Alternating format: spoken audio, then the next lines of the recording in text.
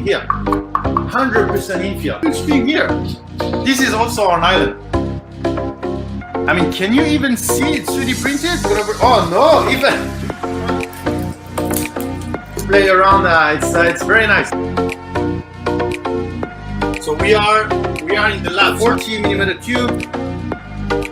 Whoa. Be mine. All our different materials. How do you guys like this?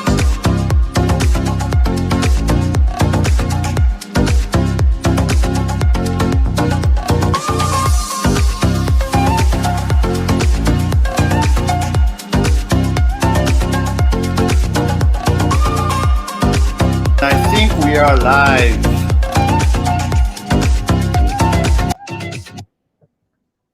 Hey, how's everyone? How's everyone doing? Non-fam, hi from YouTube. Bionic, Bad Company, Chris. Not content with the video we saw last stream, so you made your own. Not content with the video we saw last stream, so you made your own. Oh, no content. Yeah, I mean the last week we had a great discussion around the slicer thing, and it continued on Discord. So I wanted to continue that discussion. What to put my aircon? It's getting hot very easily here. So I think it was a very interesting discussion, and I really want to go more in depth. Got the notification before it was over. Yeah, we just started, Chewy. We just started. Hi, Custom Creation, Muse, Kenneth Tsang, Custom Creation again from YouTube. Why are you on both platforms, Custom Creation? And Rock Gumshield, welcome in from YouTube. So let's get some awesomeness started. There you go. On both YouTube and Twitch. There you go. All right, awesome. Yeah. And then let me put the banner. Which banner I'm gonna put? I have to change the maybe I will use this one. Because now, like I said on let me put this one first. Yeah, like I say in Discord last time, all our streams start to be very similar. You know, we it was supposed to be Tuesday. We do some kind of Q&A, like we invite kind of people that are not usually in the stream, and then we try to troubleshoot their print, etc. And then on Thursday it was supposed to be so Thursday was supposed to be Print Busters, was supposed to go into science and stuff. And then in the weekend, it was supposed to be a little bit of chill, watching some videos, etc. But somehow, every stream, we end up going in depth into 3D printing topics. So every day was started to be a Print Buster day, basically. So I'll have to restructure a little bit and see how. Because the thing is, it looks like you guys are enjoying so much talking about 3D printing science instead of just quickly troubleshooting some stuff. So yeah, so maybe at the end of the day, I need to restructure and see how we're gonna continue the stream. Are we still going to have like some kind of topics per stream, or is it me that I need to be more structured and stay within the topic, or is it just that's what we like to talk about? So every stream is going to be printing science or something like this. Hey, Ian Douglas, thank you for coming. Nick needs to read the chat. Yeah, I'm reading. Did I miss something? What did I miss? Why are you on both and I can be? Well, you can. one eye for Twitch, one eye for YouTube. Then you have stereo song. Nick, go to printable.com. Why do I need to go to printable.com? Printable.com.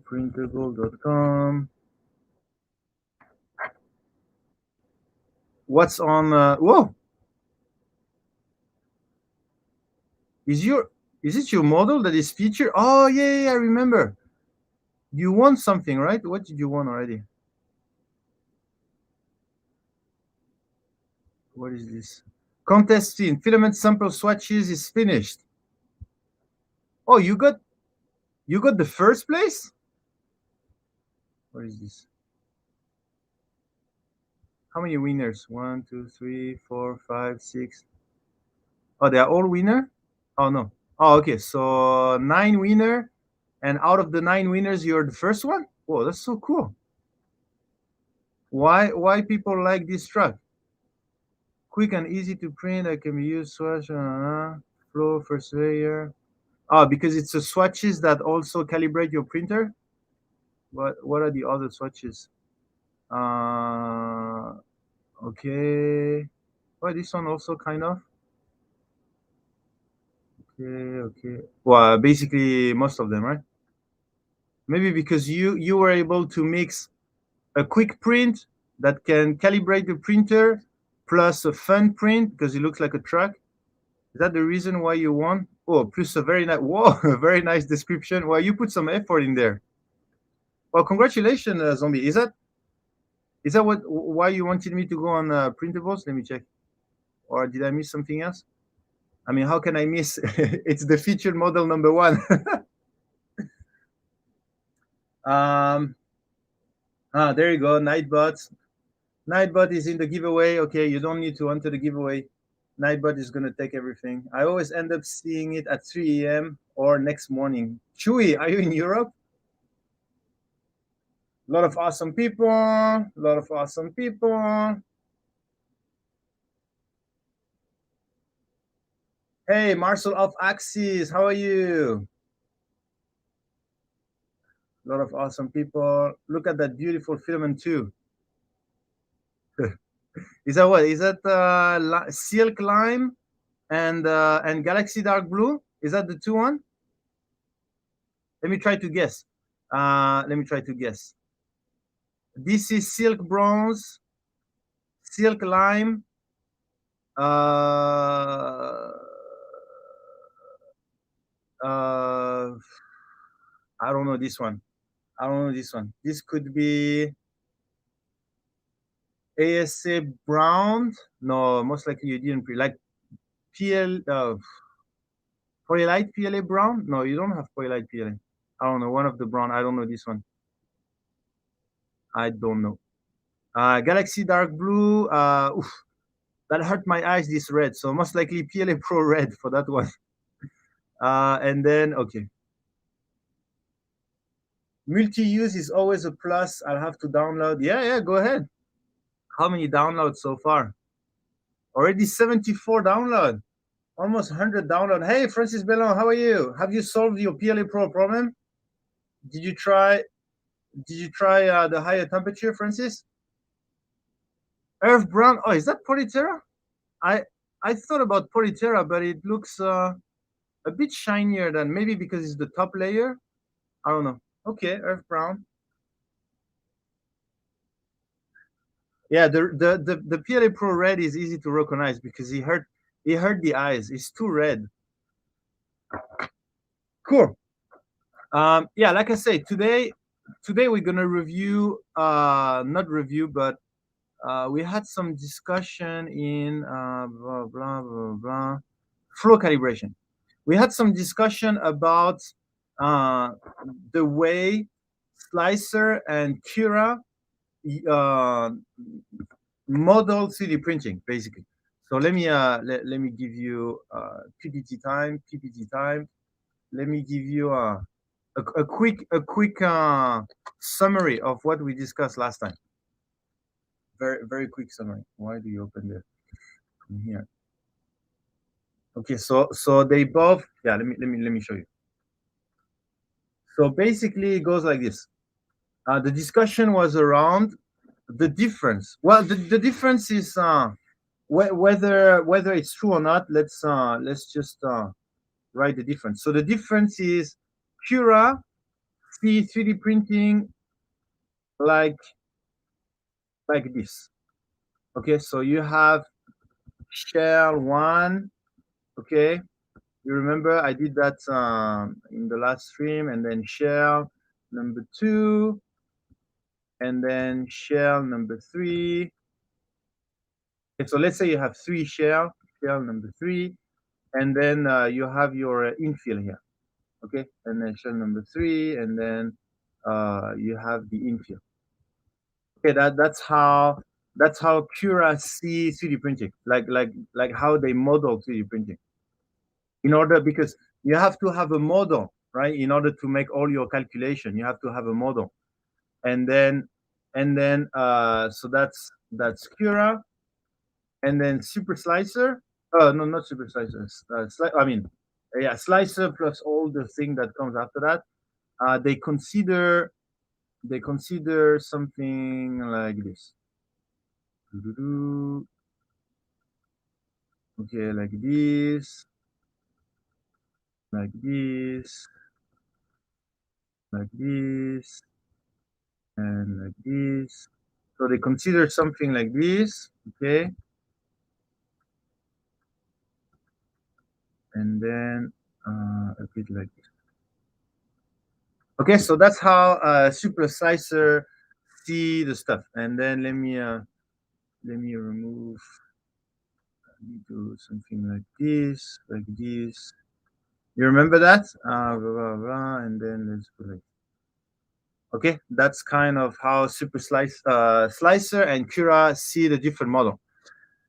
And so when you extrude, then this is how they do the calculation. So for shell number 3, if it continues like this, let me check. Do I have this? I have something like this.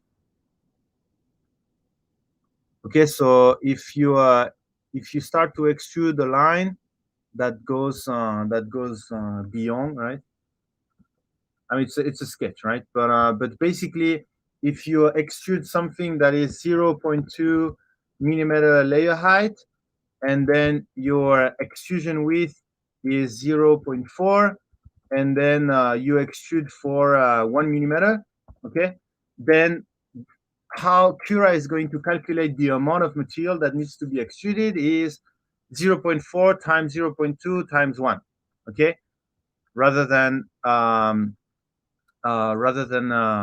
Slicer, if I understood properly, they will do like this, times 1 millimeter, blah blah, and then put this.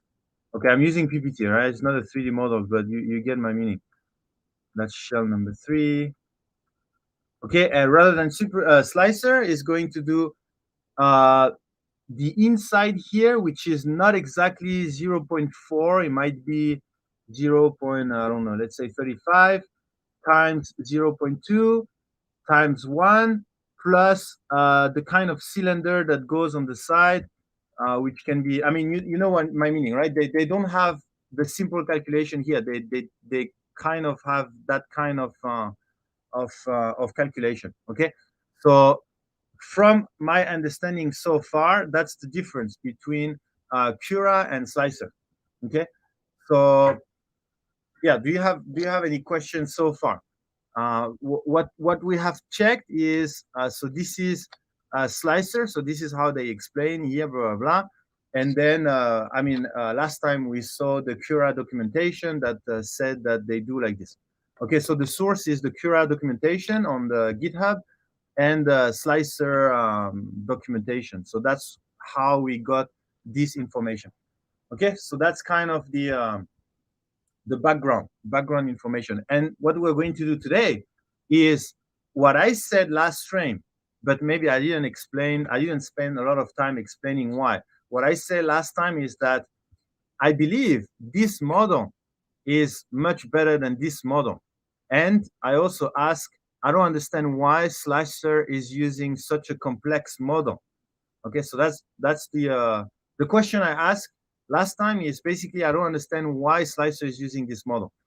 And one of the answer I received was because this model is realistic. It looks realistic. And then I said that it doesn't matter whether it's realistic or not, because the model, okay, so this is a definition that we need to agree on. when you think about the model, okay, in order to make your calculation, then the model has a goal, right? What's the goal of your model? If the goal of your model is um, if the goal of your model is to uh, when you take a picture of it and you take a picture of the reality, then I don't know how to. Well, anyway, for our case, the model goal is to help the slicer. It's to help the user to print things accurately, right? If I decide to print this, okay, then I'm going to 3D model that in my computer, and the slicer needs to slice it in a way that when you're going to print it in real, it's going to look exactly like my 3D model in my computer. That's the goal of the model, is how to yeah how to do this, how to make the calculation. Yeah, I don't have the words to explain that. There might be some better scientific way. Um, and what I said is that this model is very good in a way that it makes the calculation very simple for the computer, or even to process for human, for example, compared to this one. And I agree, this one looks more realistic. Like in real, when you push something, if you only extrude one line, then yes, it will look like this. It may not look like this, but who cares? Who cares how it looks in real? If at the end of the day, you obtain the model, which is the goal. Okay. Well, let me stop there a little bit and read the comment. What am I printing on MakerDeck? I don't know. Zombie is trying to make me go on a tangent, but I won't. I'm focused today. I'm focused on this topic. Finally, I lowered the speed. I couldn't find any setting with the high speed, and I don't want to waste too much PLA Pro. It's so tough to get. Okay. Hi, Printing Division. How are you? What's the I'm awesome? Oh, you don't know? You don't know you're awesome, Chewy? Cura seems to have on glasses that need clean because it's all blurry. Cura seems to have on glasses that needs to be over. Is that what do you mean, Chewy? Is that a joke, or I didn't get it? Maybe after this I can figure out how the hell to print this Focus Silk PLA. I can print anything else without issue, but this material keeps jamming my nozzle. Yeah, I think mainly because I think they are using the formula that makes the PLA softer, so it's even easier to have heat creep issue. So try the lowest temperature you can extrude it and see how it goes.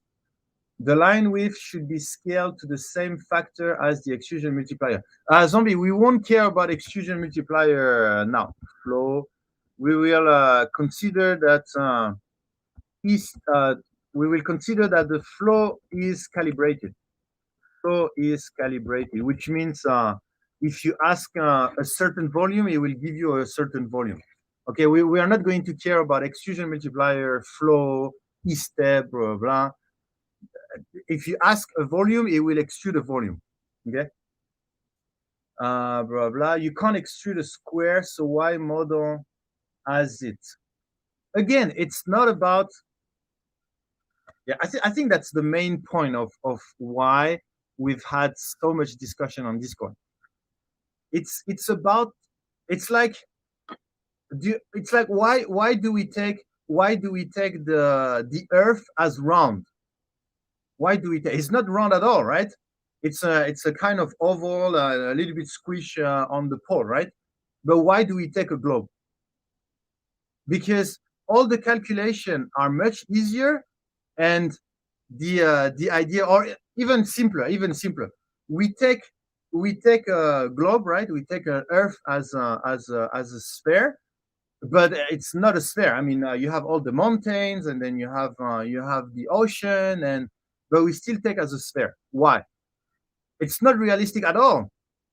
But because the model, that's not the goal of the model. The goal of the model may be, for example, maybe you are trying to model the Earth in order to know, I don't know, how big it is or the volume.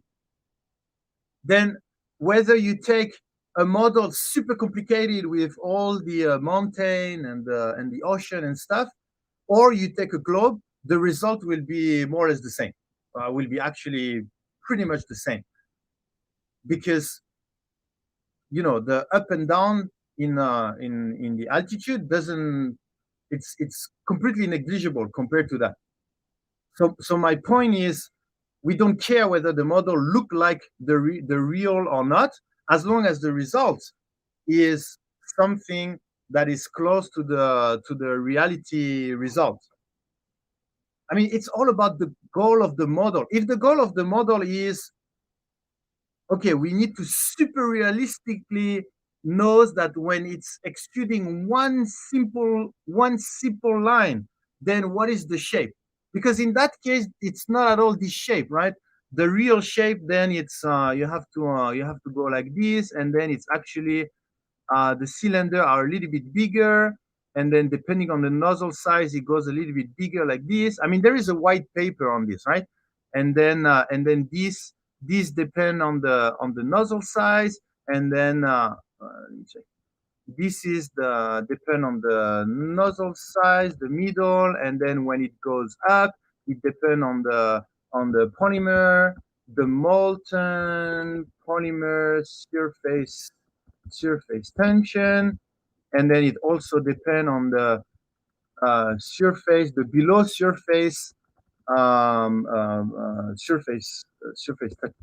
tension.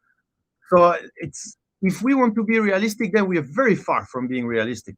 So what's the point of using this if this will give you the same result?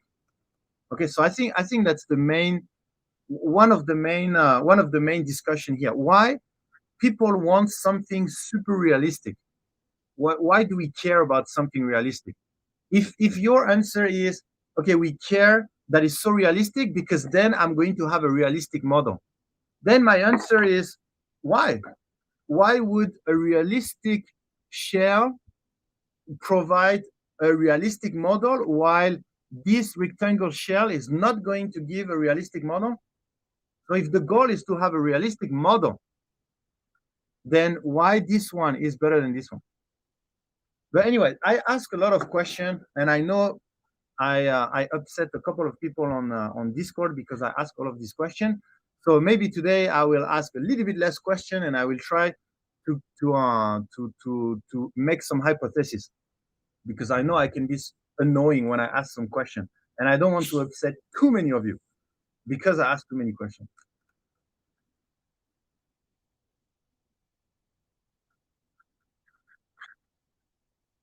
As you squish it more, it's squishy around each other. Yeah, I know that. I mean, again, this is not realistic at all. If you take the real, what's really happening, it's not this. You know what? Let me. Can I find the white paper? I mean, I will show you one of the most realistic model that I've seen. But I mean, who cares? Why do we need? If we put that in our slicer, the slicer is going to suffer. What keyword can I find for? It's a very nice research paper where they do a 3D model of the FDM extrusion and finite how do you FDA no finite element analysis, FEA, finite something something, and then they could do a very very realistic model. Um, Finite element analysis, I think, FDM extrusion, um, plastic maybe. Let me check. Finite element of thermoplastic. Maybe it's this one. Maybe it's this one. Let me check. Um,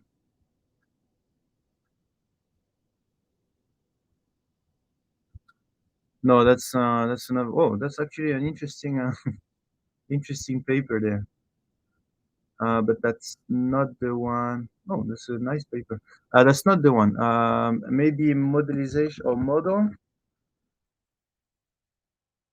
I should have checked. I should have checked before. Let me check this one.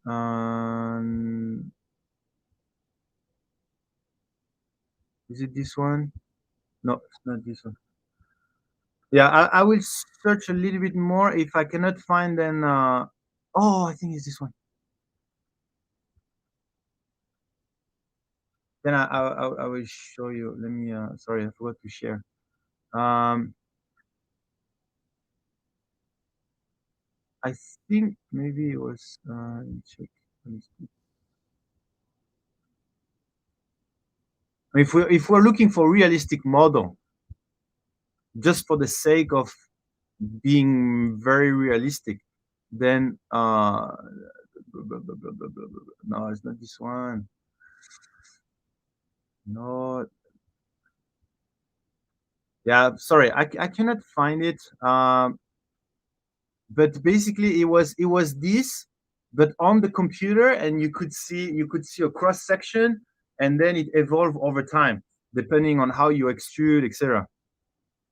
But for some reason I cannot find. Oh, is it this one?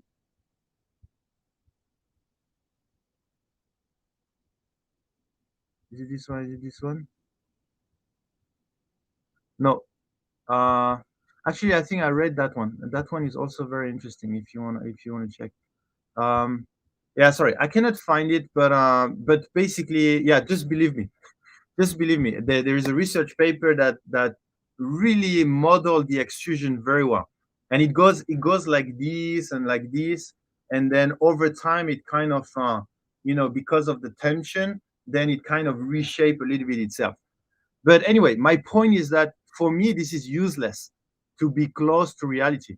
The goal is to do this, not to model something close to reality or something. Maybe for some other type of calculation, but for a slicer, for consumer that is going to print this kind of thing, then anyway, well, I said that I will.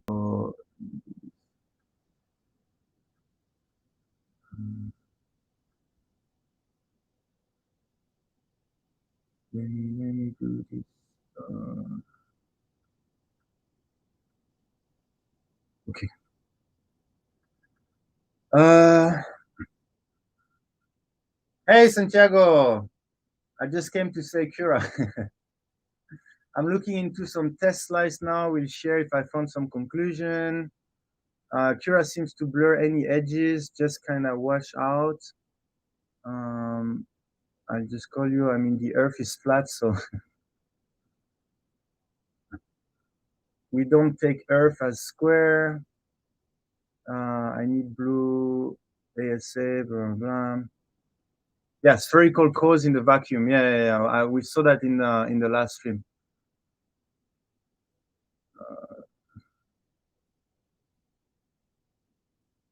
Since I do most slicing on Mac, Cura is definitely the way to go. On PC, it would be a debate. Okay. Is it finite element analysis infused the project modeling research? Yeah, something like this. But I haven't find it. Slicer actually is closer to reality if you could magnify the layers. There isn't a perfect square bond between layer. Yeah, I mean, none of them is realistic. Like, none of them is even close to what is happening in real. My point is, who cares?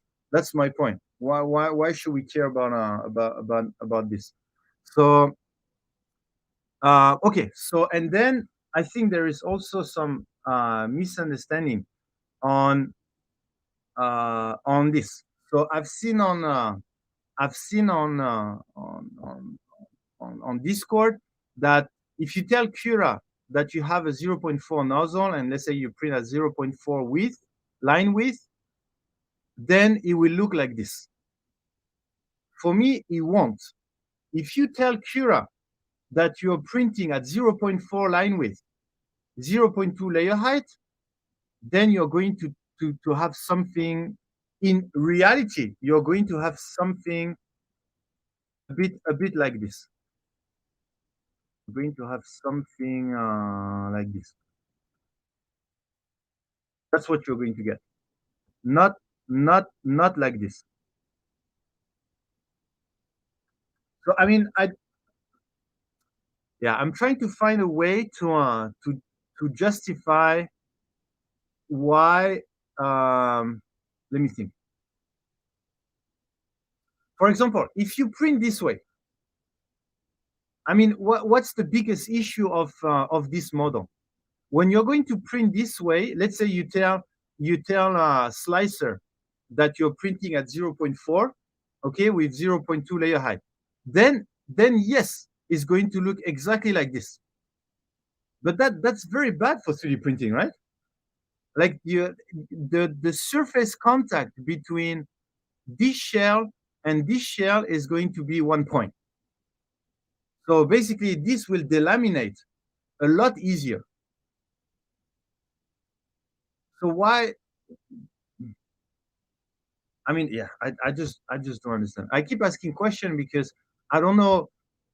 I'm asking question, but nobody is asking me question. You see, we answer, but like what question do you have? I'm saying this one is better than this one. And one of my argument is that if you print here 0.4, 0.2, then the shell is going to barely touch, like 1 point. Like according to their model, they will touch in one singular point, which means you're going to end up with something that will completely delaminate. So the model is not reaching the goal of printing something out of your printer, right? I mean, no, there's nothing, no question or no. So you all agree that the Cura model is better because you won't have because the interface will be much higher. What if there is only two shell? Yeah, it's the same. If there is two shell, then it will look like this, and then it won't touch. I mean, it won't touch at the one singular point. Yeah, they will touch at one singular point. So for me, it's very bad for 3D printing. You need the surface to be as close as you need the surface to be as wide as possible, not 1 point.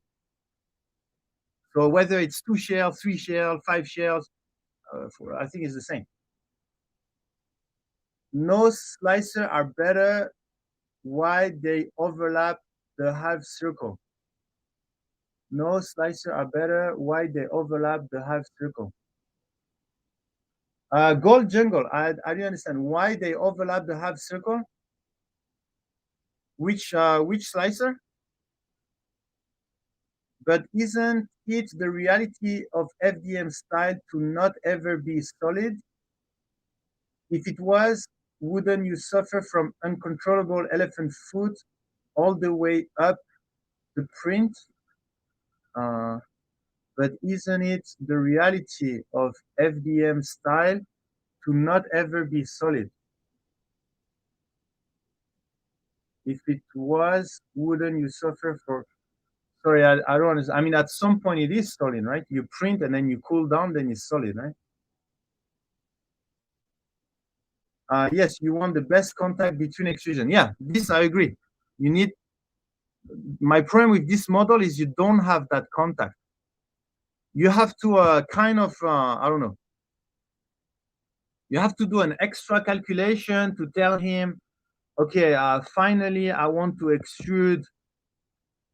I don't know. Maybe you want to over extrude. Maybe you put your extrusion multiplier at 1.1, for example, or whatever. I don't even know what calculation. I mean, we could do a calculation, a complex calculation that would calculate what space do you still have in between, and then try to compensate this by a shell. but you have the other shell that's going to compensate. So you need to have a kind of half-half, a half-half void, and then only calculate this void, and then extrude enough to complete this void. And then what? And then we end up with this. So what's the point? You get what I mean? You're going to do the calculation, right, in order to complete these, in order to have more interface between both. Then what are you going to end up when you're going to do this calculation uh, of completing your square here and then the void? Isn't it just this?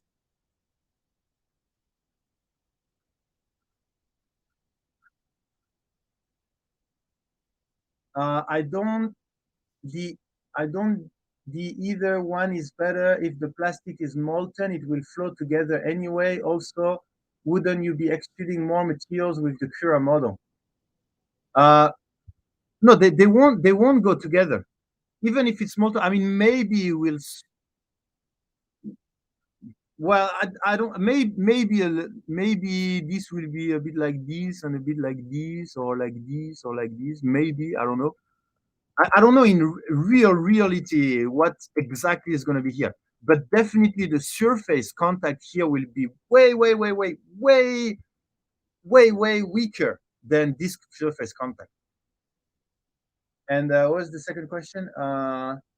Also, wouldn't you be extruding more materials with the Cura model? Yeah, you will extrude more materials because you have to complete that whole rectangle, right? That whole rectangle here. You have to have enough material to fill everything. Here, for me, you under extrude. You're not completing your materials. So that's why I don't like this model. The half circle from first line gets overlapped from the half circle of the second line. The half circle from the first line gets overlapped. When you say line, do you mean layers? Do you mean layers? So do you mean there is a layer here, and then this half circle, well, the half circle from the first line, this line, gets overlapped from the half circle of the second line? Or, well, I guess, no, you're not talking about this, I guess. I guess you're talking about this one overlap with this one. Well, there is not enough material. It's not going to overlap. If you want them to overlap, by the way, there is no such thing as overlap in reality, right? Like the material is not going to combine and suddenly you have a higher density material. So that, yeah, by the way, that's another thing I want to clarify with you. Overlap is a model expression. Okay, you have a model of a rectangle, then you have a model of another rectangle, and you can overlap these two models. In reality, there is no such thing as material overlap. It's not like you have one material, another material, and then they overlap together, and then the material in the middle is somehow twice the density of blah blah blah. You get what I mean? So there is no such thing as overlap. So there is no such thing as the more you overlap the material, the more it bounds. No. It's the more you push the plastic together, and the more they will create surface interface, and then the more they will bond. Okay, so that's another thing I want to clarify. There is no such thing as material overlap. NSTO, no. NSTO, no. Sorry, NSTO, are you answering? It will touch. What would happen if there's only two shells? It will touch. Yeah. So I agree. It will touch at one single point for this model. Yeah, sorry, if you're talking about this model, because you're just saying no, so I'm not too sure no to what. No, they're full of pocket. That's why there's no food safe places for bacteria. Blah, blah, blah. Hey, Sislov Breed, how are you? This figure is assuming that the filament and extruder are without flow. Yeah, I mean, there's a lot more issues. Like I said, the real one might be a bit like this, depending on nozzle size, molten surface tension, and then the surface tension of the surface below, and most likely a couple of other bunch of stuff. Material, for example. Um, what we are trying to define is this is the Cura model for to make the calculation, and this is the slicer model to make the calculation. So we're trying to define, is there one better than the other? And for me, this one is better than this one. And I'm trying to explain, but I've seen on Discord people prefer this one, and I'm trying to understand why. What's the advantage of this one? Read the spacing path section of slicer manual. Read the spacings. Okay. Spacing path slicer manual. Okay, let's get into some learning. Spacing path. Okay. Okay. Now we know how much to extrude to make a single path of the desired width, but how much should we overlap path in order to get perfect bounding? Supposing no overlap, thus tangent paths, there would be empty space. Okay, so that's what we just said. The cross-section area of such voids is generally void area, blah, blah, blah. So that's what we just said also. We need to calculate that kind of void. Ideally, we would want to fill all of that yellow area by placing the extrusion close to each other. However, it's very unlikely that the second extrusion will fill the space below the previous one. So there would still be a little void. The ideal overlap would be something like overlap factor void area, blah, blah, blah, with overlap factors ranging from 0 to 1. Overlap factor represents how much void remains between the extrusion. It's difficult to estimate this amount since it probably depends also on viscosity of plastic, extrusion speed, and temperature. In the past, several values were tried for overlap factor, but some users were still reporting 2 sparse paths. A value of 1 is currently being used to guarantee that the error, which is always present, is fully on the side of abundant extrusion rather than lacking material.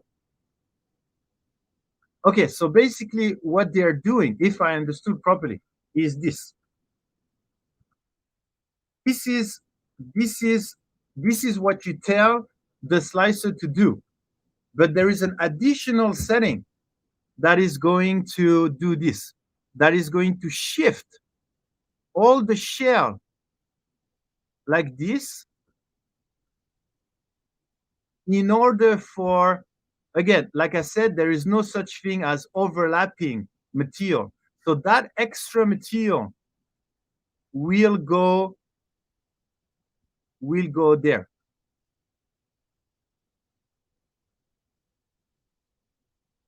Like this.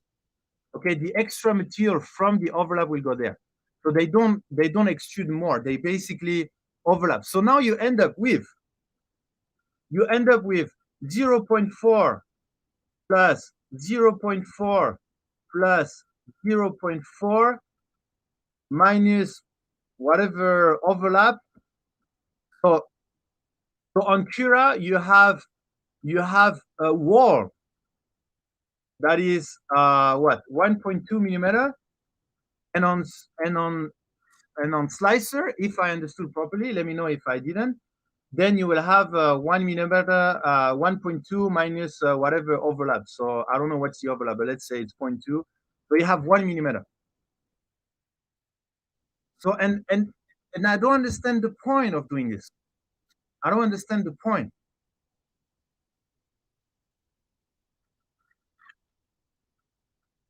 I mean, isn't that counterintuitive? That you have, you set up all your extrusion width, but when you add up all your width, then you don't really have the size of the model and what. Yeah, I don't understand. What's the, yeah.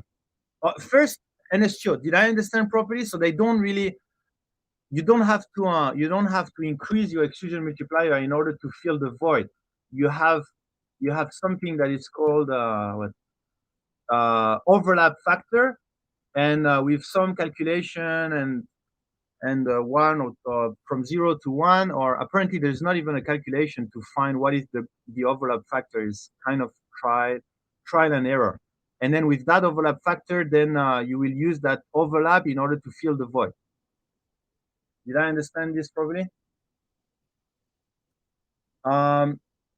No, not way less contact. Each slicer has overlap setting too, so it probably doesn't matter. Slicer is probably just using more computing power. Yeah. I mean, again, theoretically, I don't understand why Cura would have an overlap factor. For infill, I understand the overlap factor. You're going to overlap, and that extra material is going to go on the side in order to have more surface area between infill and the inner shell. But overlapping two shell, I don't see the point. I don't see the point because it's gonna go. The overlap is gonna go on the z direction. Tag me in coach. Sorry, I didn't get it, Zombie. Is there an optimal nozzle size to get watertight without being too wide for detail? Is there an optimal nozzle size to get watertight without being too wide? Theodore, I don't think nozzle size matter. Actually, what matters is, you print full, whatever the nozzle size. Usually, a larger nozzle size will help to get a more watertight, but there's no optimal nozzle size. No, not a single point. Okay, Anestio, sorry, I'm I'm late in the chat. More contact area would result in stronger bond. Yes, exactly. You're thinking 2D, not 3D when you speak of contact. It actually contact at 4 point.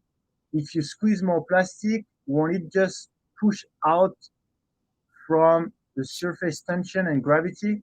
You're thinking in 2D, not 3D when you speak of contact. It actually contact at 4 point? Which one are you talking about? Because if it's this one, if the overlap factor is 0 or 1, I don't know how they do it, but my guess is 0 is no overlap. Then the contact point is a point. And if you want in 3D, then it's a line. Let's say it's a line. Here the contact point is a line, but in 3D then it's a big square. And then if you overlap, then you end up with the same thing as here. It's just that your wall is shorter.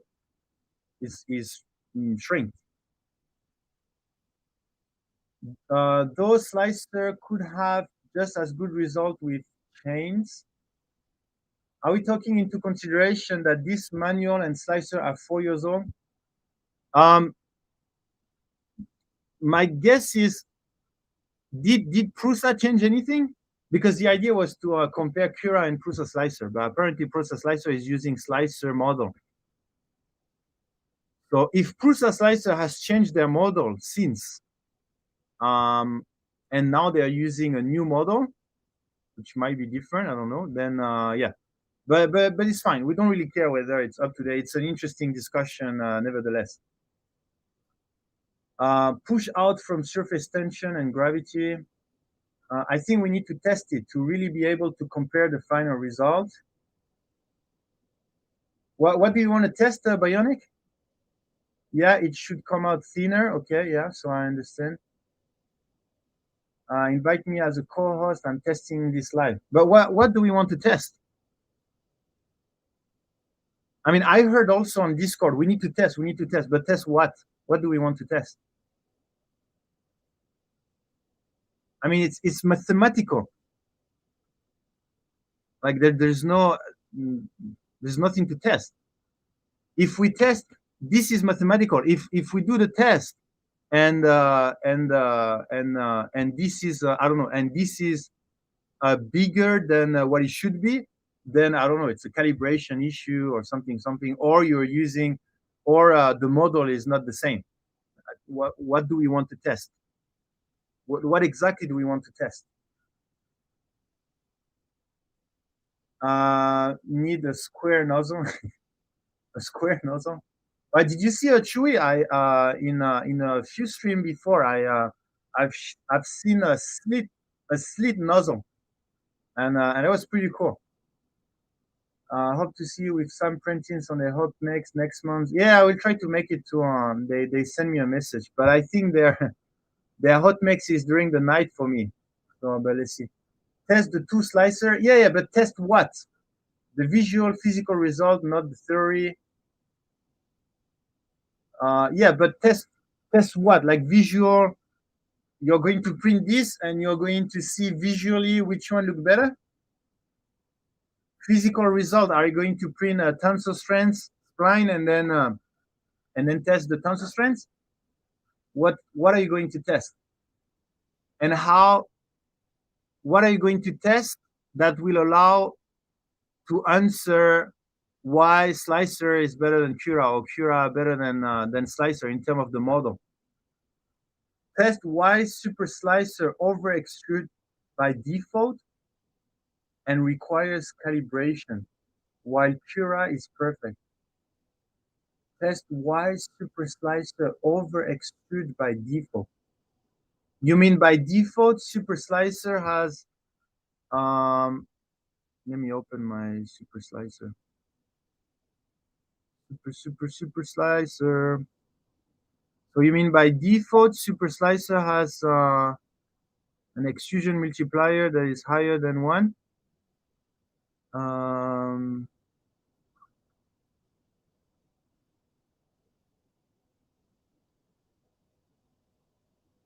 where is bed shape, side capability, firmware, cooling fan, advanced, print setting, printer quality, overhang, advanced, perimeter, filament setting, filament, extrusion multiplier.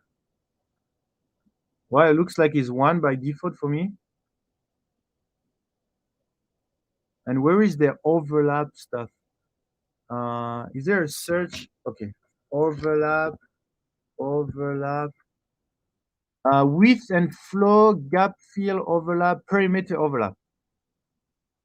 So the perimeter overlap is 100%. So by default, 100%. Wait, what does 100% means? Do you mean like we print all the shell at the same at the same space? 100%. Super slicer perimeter overlap. Super slicer perimeter overlap.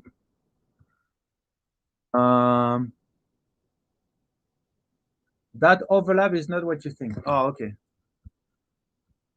So where is the overlap that I think? The one for the shell?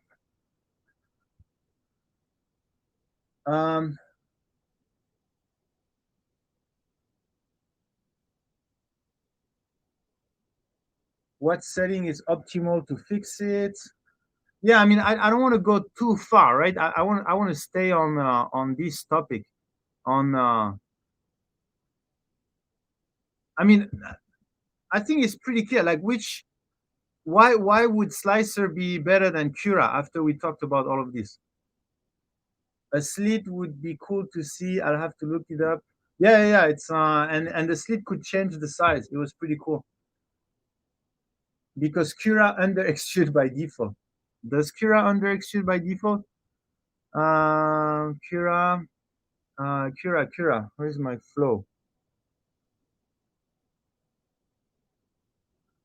Travel, cooling, steam, material. Flow, 100%, 100%, 100%, 100%. Yeah.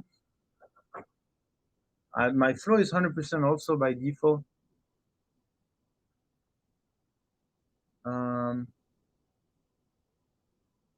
If you have used both slicer, you know exactly what I'm talking about. It'll be easier to show you. Top layer quality, if the extruded amount is close enough to reality, actual wall thickness. Top layer quality, if the extruded amount is close enough to reality, actual wall thickness, etc. So you're talking about Cura and STO? Like for top layer, for example, to have a beautiful top layer, then you need to extrude the exact amount of material, right? So for this one, you will kind of have all the line, and then you will overlap all the line, and then add some line, and then overlap this line, and add some line, overlap, blah, blah, blah. And then you will be, but for me, it's exactly the same as this. I don't see, yeah, I still don't get the point. Hey, Tripod Garage, how are you? Also, Prusa Slicer use different model as Super Slicer. Oh, really? Oh, that's interesting. So they are not both based on Slicer.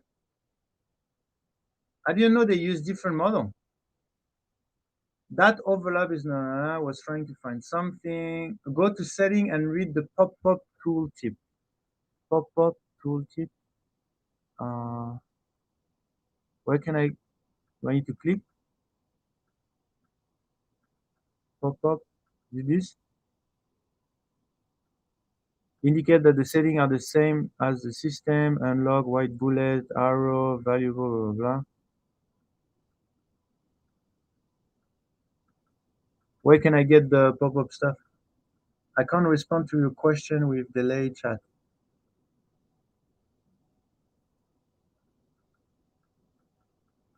Um, where can I get the pop? Oh, help detail. Oh, okay, okay.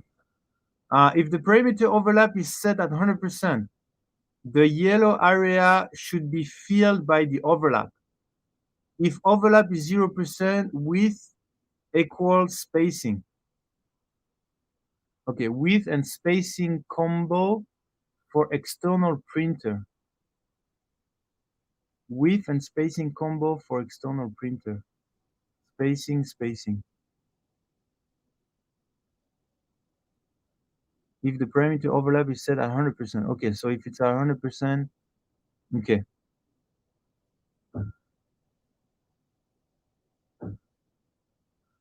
Yeah, okay. So it is the one I was thinking, right? That kind of overlap. So basically it goes, oh, okay. So I guess the percentage is how much percent of the void area do you want to fill? Do you want to fill 100% of the yellow area, or do you want to fill 50%? I mean, who would want to feel less than 100% of the yellow area? If you slice a model in Cura and look at the layers, it doesn't look like a rectangle. Yeah. Super Slicer recently adjusted the overlap setting. Okay, so that was on Super Slicer, and let me check on Prusa Slicer. Prusa Slicer print filament setting. Printing setting. Filament setting. Yeah, where was it? Sorry. Overlap. Overlap. Overlap infill parameter. Oh, the overlap on Super Slicer is 20%, 25%. Oh, this setting applies an additional overlap between infill and, oh no, that's infill parameter. Sorry. Uh, I'm looking for another type of overlap. Oh, they only have this overlap? Or is that name something else? Overlap, infill parameters overlap. Override, overhang. Oh, interesting. So Super Slicer has that overlap, but not Prusa Slicer. This setting applies an additional overlap between the infield. Theoretically, this shouldn't be needed, but backlash may cause gaps if expressed as percentage. 15% is calculated over parameter extrusion with nothing. Yeah, that's interesting. I cannot find the overlap on Prusa Slicer. Francis Bellon, that's false. I'm on Prusa Slicer help, and it uses the same explanation than Slicer. They even link to the same site as the one you are. Okay, so Prusa Slicer and Super Slicer are based on the same model, right? Hover mouse over the setting. Yeah, yeah, I found it. So I need to do something like this, right? Yeah, yeah, got it.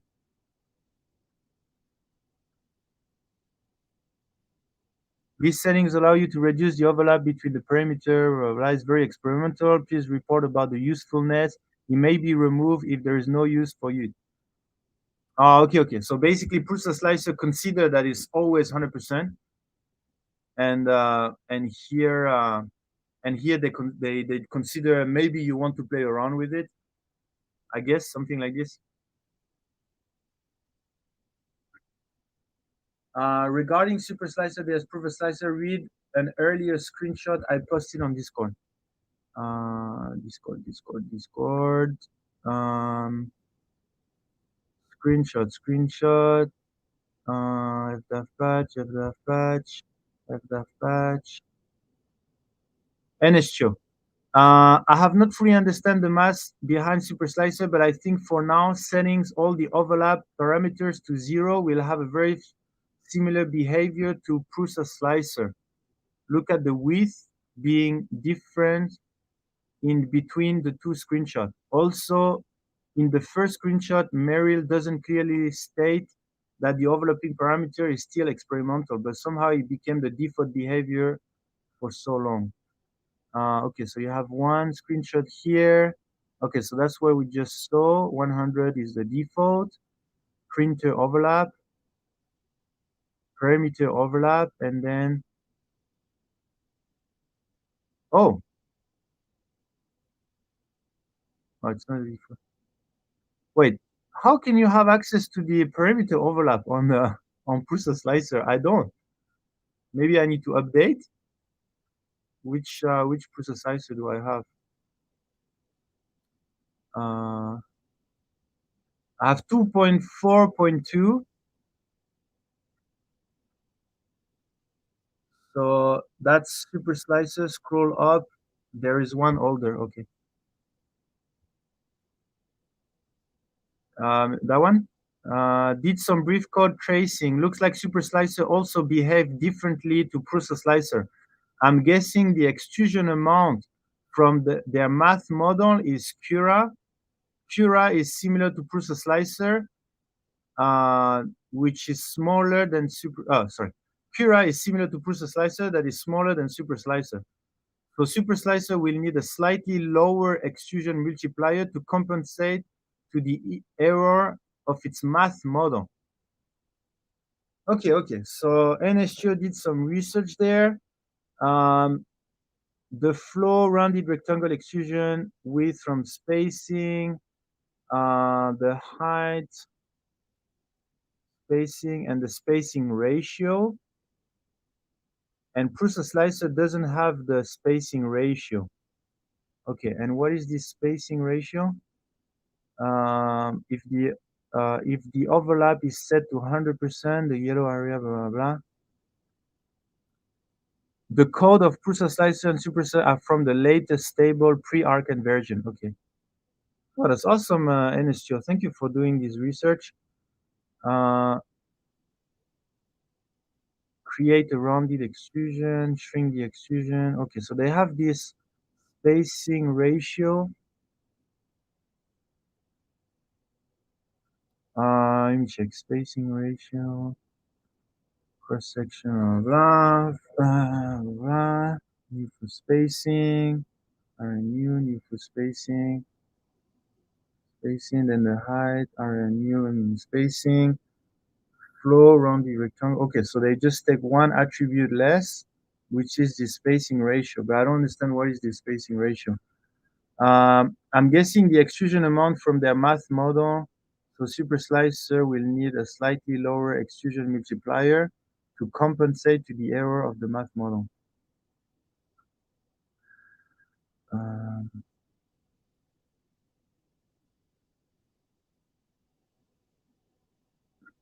yeah, I'm not sure. Not having. I mean, what's the flow function here? Yeah, maybe where do you have access to this code? Shall we dive shall we dive into that? And then because I don't know what, maybe we should take a look. Oh, that's the flow function. So yeah. Um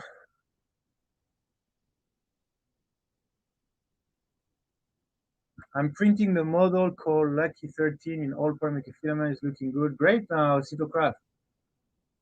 You now have a truck swatch if you want to print on printables from Zombie. I tried that before creating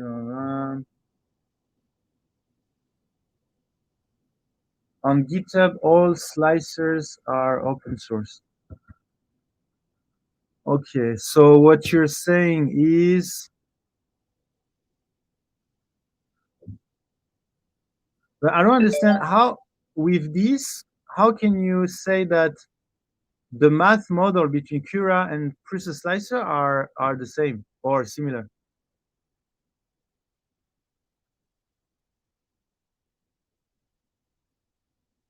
Hmm. That look pretty interesting, but makes sense because Super Slicer use the spacing calculation, usually a little smaller than the common width. But still, I don't understand how exactly to calibrate it that way because Cura, it's easy. Just make sure to have the correct width of extrusion and that's all.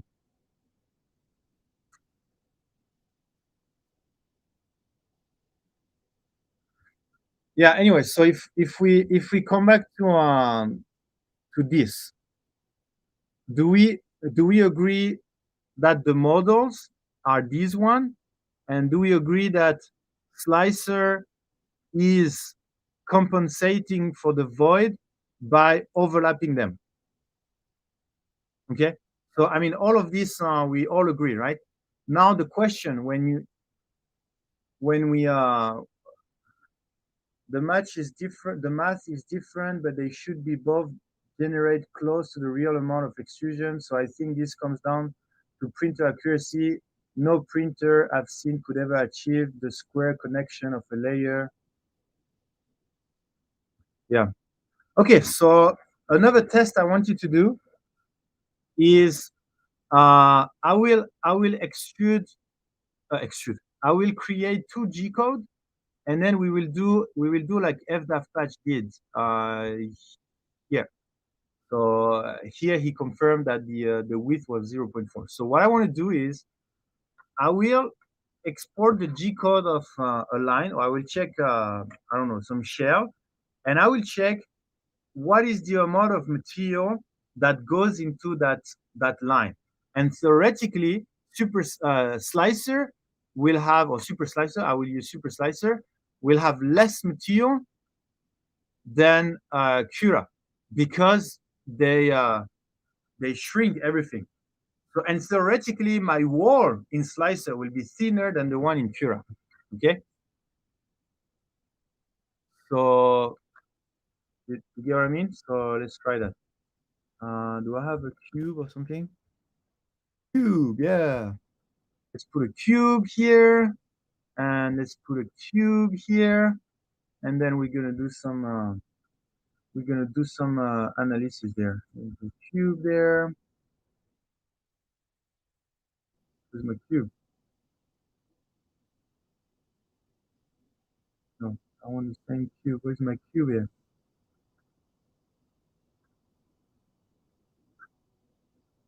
Yeah, let me put it old-fashioned way. Let me go there. Let me find my cube. Now we're gonna see exactly after you slice everything, blah blah blah. I will try to keep the things I'll try to keep things as default as possible. Okay, let me put the cube there.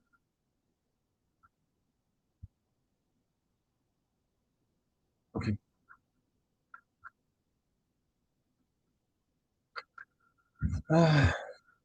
The way Super Slicer compensate involves too much material, so it over extrude. They state this right in there.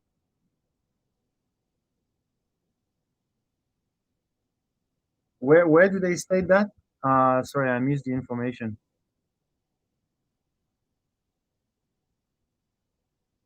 Why would they purposely over extrude? And since material is calculated by volume, it feels like it's much better to use the actual size material, there's a square.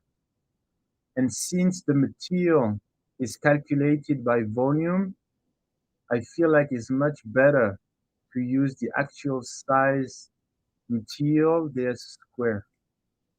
Sorry, I didn't get it. In theory, Cura model is stronger, but physics don't support it.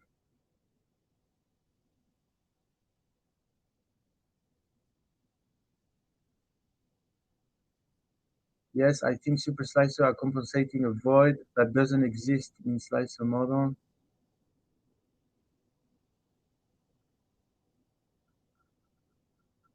Hover the mouse on the overlap setting in super slicer. Okay.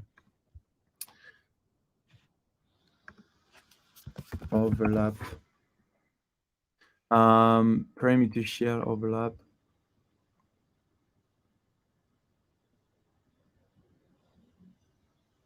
Oh, you also have this overlapping external parameter also for all parameters. Oh, you can choose which one to overlap. Sorry, that's not the one I was looking for. Um, Parameter and share overlap, parameter overlap. Okay, and then hover on the overlap setting in Super Slicer. Okay.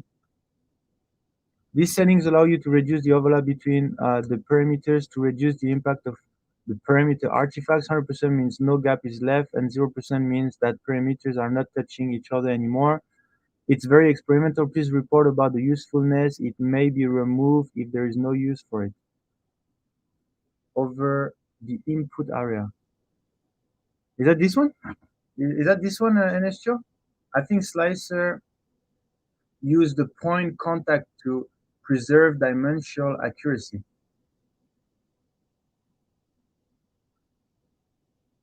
But it doesn't say here that it overlap on purpose, because zombies say the way Slicer compensate involve too much material, so it over extrude. They state this right in there. I don't know where do they state that they over extrude on purpose. I think they are both simplifying their explanation math and accomplishing a similar end result, leaving it up to fine tuning by trial and error rather than setting that can be established by pure math. In the math above help detail. If the parameter overlap is set at 100%, the yellow area should be filled by the overlap. If the overlap is 0%, width equals spacing. Yeah, I still don't see it, zombie. Okay, anyway, let me. So what I'm gonna do is I will print. Oh, was it in the manual? I don't know. Okay, so what I'm gonna do is I will do. Okay, so there's 5 walls. Layer height is 2. Initial layer height I will put 0.2. Line width 0.4, 0.4. Initial layer, yeah, so it's good. 5 wall. So let's put 3 wall, like our PVT. Outer wall wipe distance. We don't care. We don't care. We'll make very simple. Fill gaps between wall. We don't care. Z blah blah. Z corner blah blah blah. So this is good for the wall. Top and bottom, we'll just put 0 everywhere. We don't need any top and bottom. Infill, we don't care. We put 0. And then material, we don't care. The flow, 100% everywhere. That's no problem. The speed, yeah, speed we don't care. Slower layer. Well, we'll put the same speed everywhere so that makes the G code easy to read. Z hop, no Z hop. Number of slower layers, 0. Blah blah. travel, no retraction, retraction minimum travel, 0. But anyway, there's no retraction, so we don't care. Cooling, we don't care. Support, no support. Build adhesion, no build adhesion. Dual extrusion, made special. Okay, so I made the most simple G code theoretically. There's no, okay, so that should be a very simple G code. Okay, with 0.4, 0.2 layer height. So this is very simple G code. So let's say this. This is Cura Cube. Okay, now we'll do the same here. But I'm less comfortable with with super slicers. So I hope I'm not gonna miss anything because there's things I'm much more comfortable with Cura. I've never used super slicer. Well, let's use super slicer. Uh, okay. Well, you know what? Let's use Prusa slicer maybe because it's too many stuff here. And anyway, the goal was to compare Prusa slicer. Let me also make it smaller. Well, it's okay. We don't care. Okay, print setting. Okay, so layers 0.2.2, parameters 3. No solid layer, no bottom layer. Extra parameter needed. Ensure vertical shell thickness. Ensure vertical shell thickness. What's that?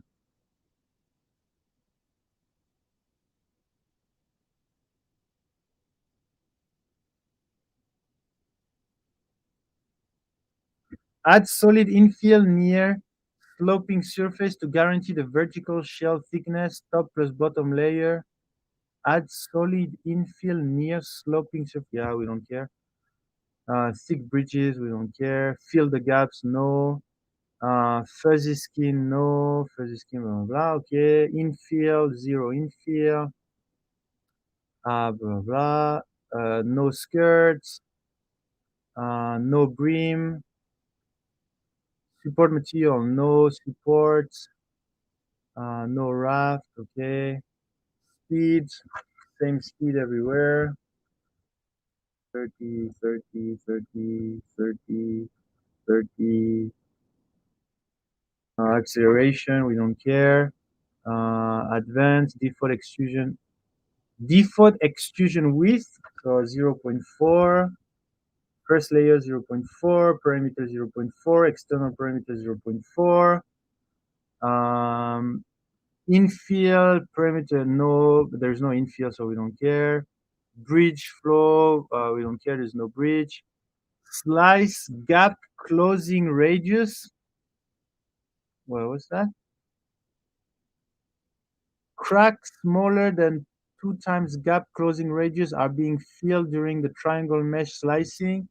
The gap closing, yeah, it's a cube, so we don't care. Multi-part object, blah, blah, blah. Output option, blah, blah, blah, blah. Okay, filament setting, color, extrusion multiplier 1, density, cost, blah, blah, blah. Nozzle bed, okay, cooling. Yeah, we don't need cooling. Advanced filament type, soluble material, max volumetric speed, okay, 100.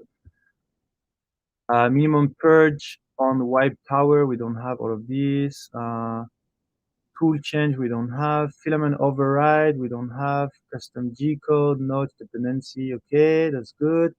Printer setting, max print height, okay, extruder, okay, blah, blah, blah.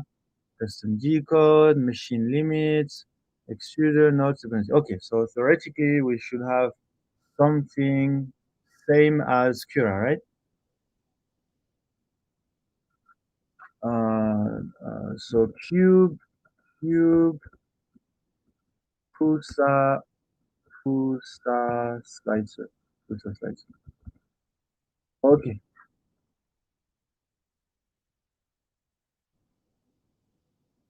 Um,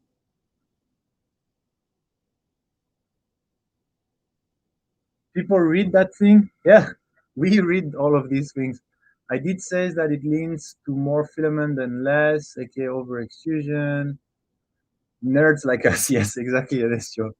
Looking at the actual G code, great idea. I have just printed swatch track. Have a lot of time. I'm also reading G code. This reminds me of getting into a car after someone else drove and forgot to put back the seat and steering wheel.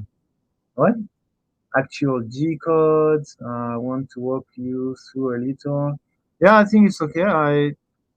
I mean, let me know if I did any mistake. My goal was to have as close as as Cura as possible, and then we'll figure out how they manage these shells. Um, Thank you for being awesome. 3D experiments. So many awesome people here. Yeah, you see that? Looks like you have it. Should be good. What are you doing? A flow calibration cube? No, flow calibration cube doesn't exist in my world. I don't calibrate flow with cubes. I do the E step with only the hardware, and I do the flow with the CNC Kitchen flow. That's the only thing I do. We don't need cube calibration. Hey, Loyal, how are you? I meant changing all your setting. I would totally forget when my next print started. uh, Flow calibration, blah, filament anonymous. Okay, so let's have a look at the G code. So, do we open this on Python or on TextEdit? Maybe TextEdit, then I can show you both at the same time.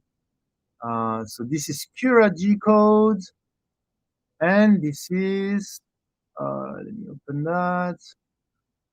Uh, this is there you go. Okay, okay, okay.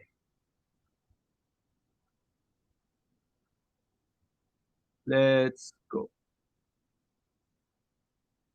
Okay, so let me drink a little bit before we dive into this. Yeah, Sebastian, we are comparing. We are talking about this. How Cura and Slicer manage the shell. Well, Prusa Slicer, which is theoretically the same as this one, but we'll try to figure out.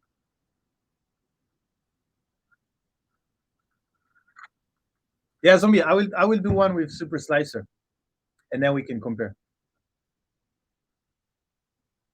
Um, okay, so blah blah blah blah. Okay, so Cura. So this is Cura. We'll start with the word inner. So we can go down, and the first line of G code. No, no, no, no, no. Sorry, sorry, sorry. No, no, no, sorry, sorry. I changed it. Okay, and the first line of G code is this line. Theoretically, should be the inner line here. So that should be G1X96. So you start. So you go. You go to.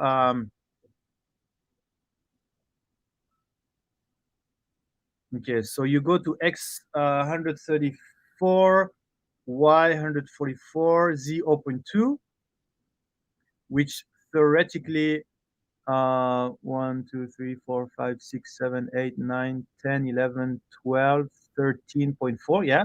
So the nozzle is going to go there. Okay. So that's this command. Okay. And then is going to ask to go to X96 and X 134, Y 134. So the Y doesn't change. So this Y, which is the green one, doesn't change. Okay. And then it's going to go from X here, which is 134 to, and then it decrease and it go to 86.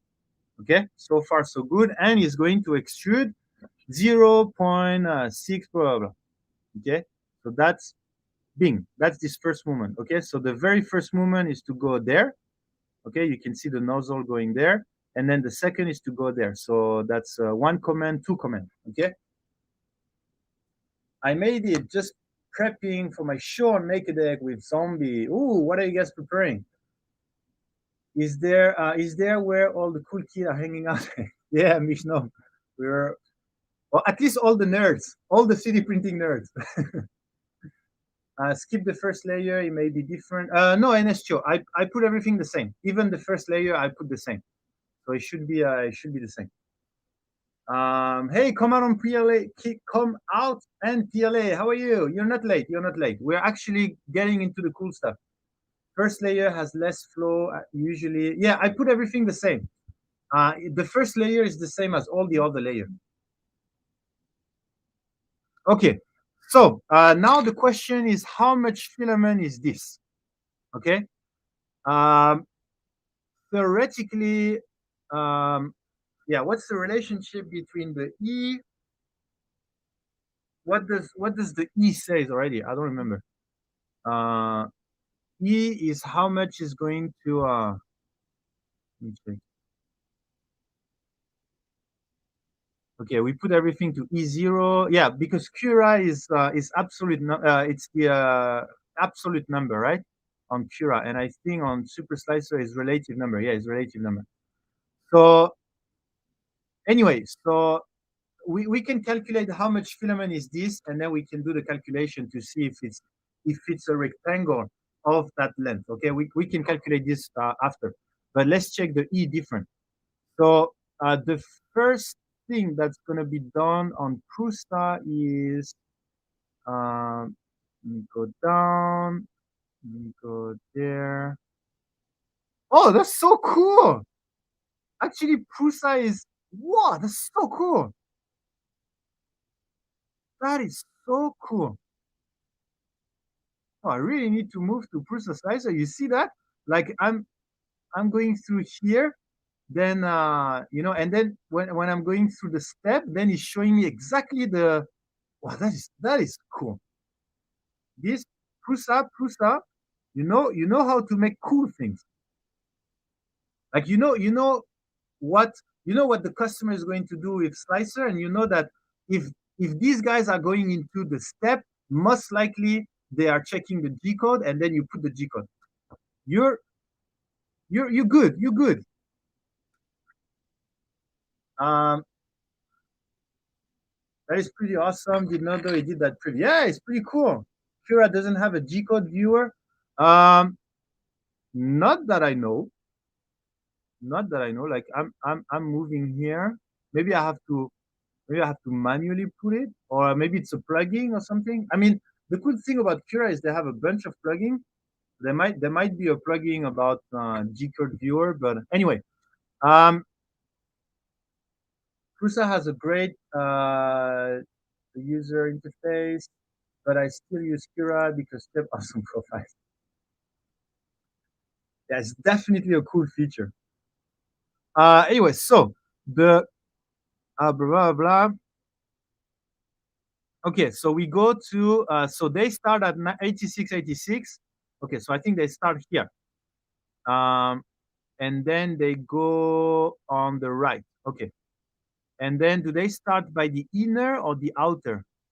So this is perimeter. So this is the inner or the okay. So they also start by the inner. And we can see that first there is a big difference between the E. But again, I don't know. You see for the inner, so here it's going to travel. Let's check. So it's supposed to be the same size cube. It's going to travel how many? Let me check. So it's going to travel on the X, going to travel on the X, 134 minus 86. So here is going to travel from here to here, 48 millimeter. And then here is going to travel from here, which is basically this to this. So it's going to travel on the X. So the Cura, let me record this. So the Cura here it's moving 48 millimeter, and then here it's gonna move it's going to move 133.986 minus 86.014. So it's going to move 47.972. That's interesting. How they are. So it's moving less. Okay, let's just continue. Or it's just that Prusa Slicer is just way more accurate compared to compared to Cura. And then the next move is going to be the next move. So that's the first move, 47.972. And then the next move is going to be this one, which will go 133.9.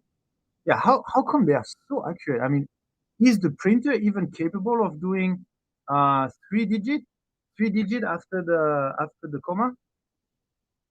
0.014. So then it's moving 47.846. Huh, not even moving the same amount. So maybe to not overlap the single point. Oh yeah, that makes sense actually. To not overlap the point. So that theoretically this one should be exactly the same as this one, theoretically. So if I do 133.986 minus this, then it's 47.972. Oh wait, then it's the same as this one. Okay, and then the last one. So to finish the cube, it's gonna be moving. It's gonna be moving 133.986 minus 86.074. Oh, it's also going to be moving 0.912. Okay, so for some reason, this one is moving less. So for some reason, that one here is shorter than the other one. Huh. Okay. Let's try this one then. Oh, sorry. And it's funny because this one is extruding shorter, but the extrusion is the same. Here's the same, and this one is the same as all the of these other, but the extrusion is different. You see, 44226, and this is 42434. Strange. Let's see what Cura is doing. Um, have you turned compensate wall overlap off in Cura? I should have. Compensate wall overlap. Compensate wall overlap. Yeah, I turned off. Oh, compensate infill wall overlap. I didn't. Inner wall overlap. Oh, I didn't do that one. Filter out tiny gaps. Okay. Well, fortunately, I started with. Fortunately, I started with the other one. So save this. Cura. Okay. Don't need that guy. Cura. Good point. Thank you. I have no idea what it makes, but let's make everything as simple as possible.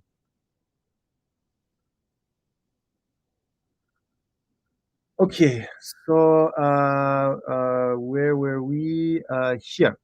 Okay, so here we say moving 48 millimeter, and the E here is the same.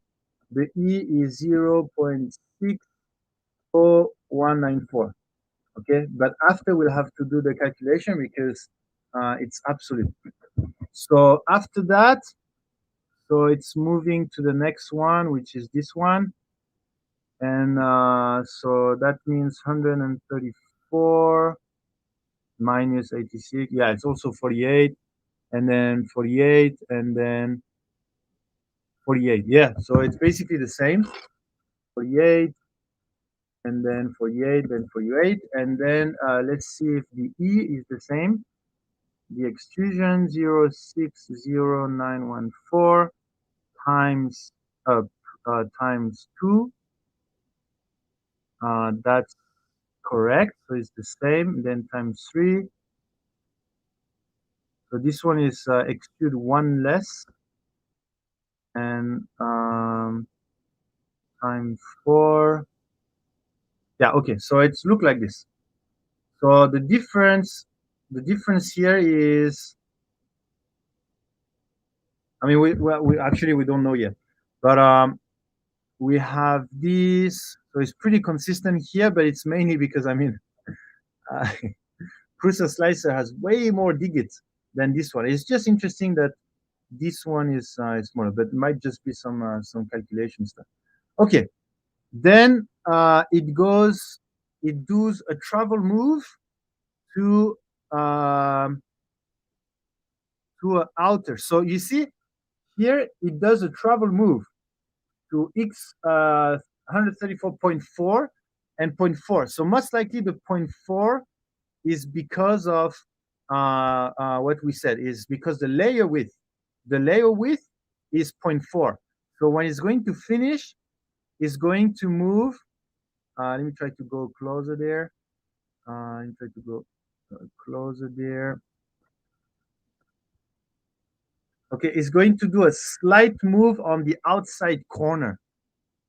Tuk, you see that move? Tuk, tuk, tuk. Okay, so it moved 0.4. So that means the layer width is 0.4. So that's what we set on the slicer. Here, it's going to move. What is it going to do here? Here. Okay, here it's going to also move, and it's going to move by, we'll have to calculate this, but it's going to move by uh, 86, 86.014 minus 85.657. Oh, interesting. So here's the layer width. I mean, I call it layer width, but you get what I mean, right? It's the movement. Actually, here is 0.357. It's not what I set in the slicer. We can go back to the slicer. And then the other one. Oh, and then, okay, so it's only moving on the, oh, no, sorry. Sorry. And then the other one is 86.074 minus 85.657. Ooh, and then the y. So actually, the x and the y are different. The x is going to move this amount, and the y is going to move 0.417. Okay, that's interesting. Did I do the right calculation? Yeah. 85657. Oh, okay. So it's moving more on the y-axis than it is moving on the x-axis. Huh. Okay. Oh, sorry. I'm using Blender, so that's why the command are not the same to move around the 3D space. But okay, so let's just continue. You need to ignore the first layer. No, I don't think we need to ignore the first layer, because the first layer is theoretically the same, except if I forget any setting, but it should be the same.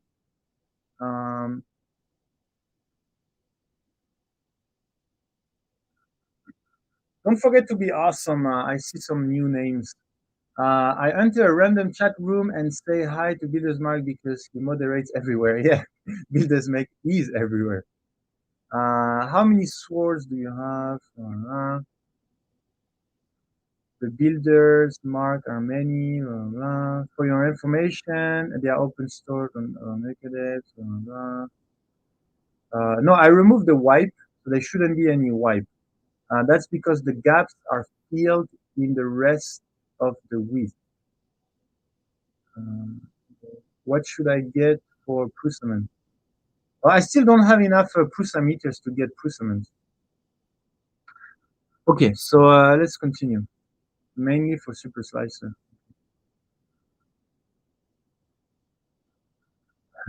Loyal, you can be awesome also. Okay, so let's continue. And then it's gonna go from there to there, which will be which should be 48.4. So theoretically, if I do 34.4 minus 85.6, yeah, 48.8.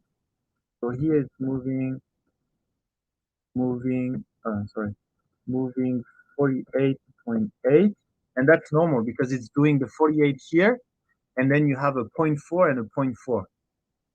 So far, for me, Cura here is very intuitive. At least I understand what it is doing, right? And my cube is supposed to be, by the way, my cube is supposed to be what?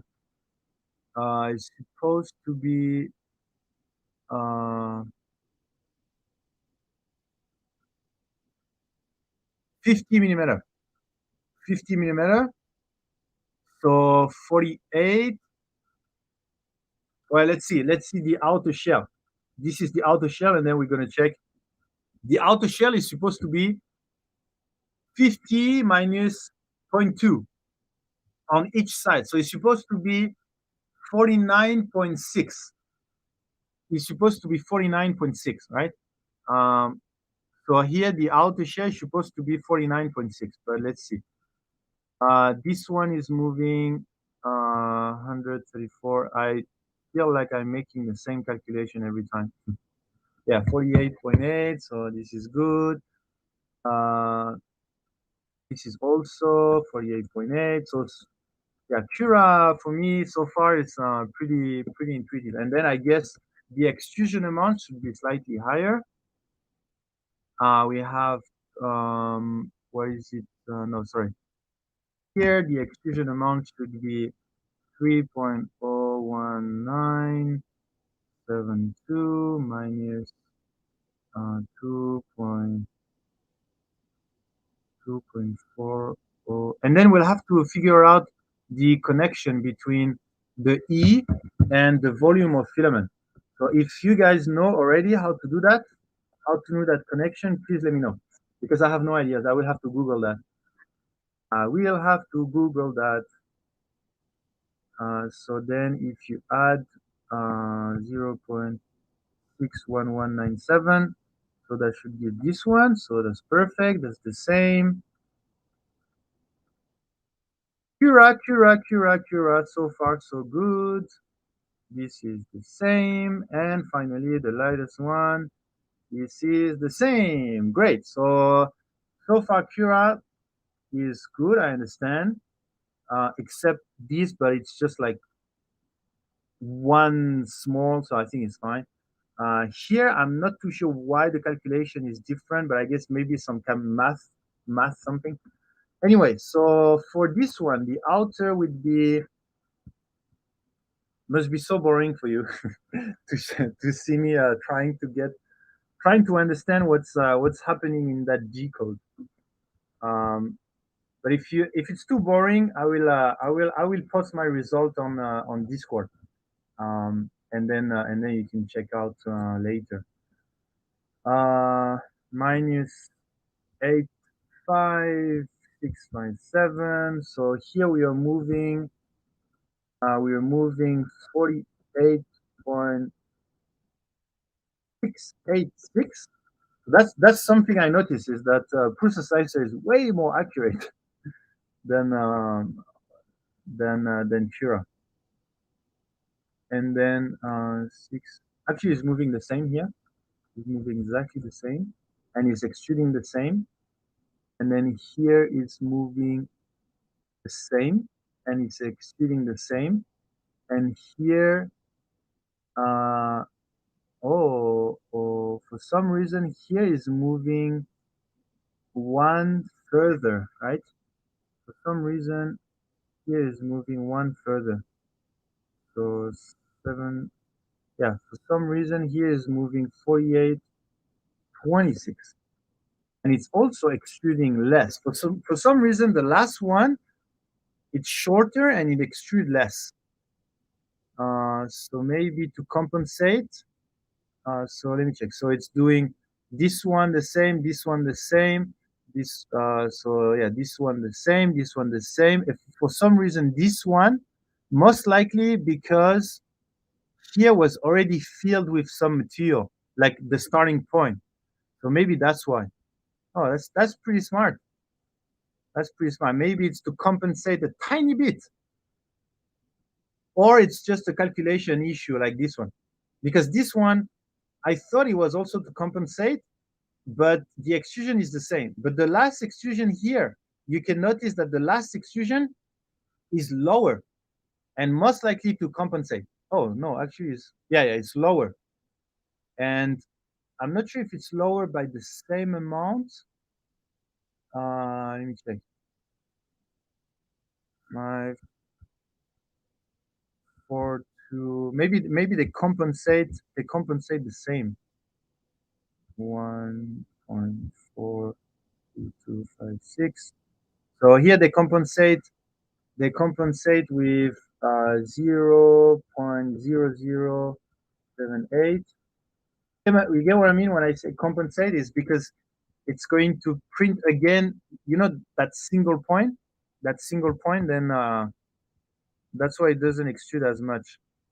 Minus 1.44356. Oh, it's the same. Yeah, I mean it makes sense, right?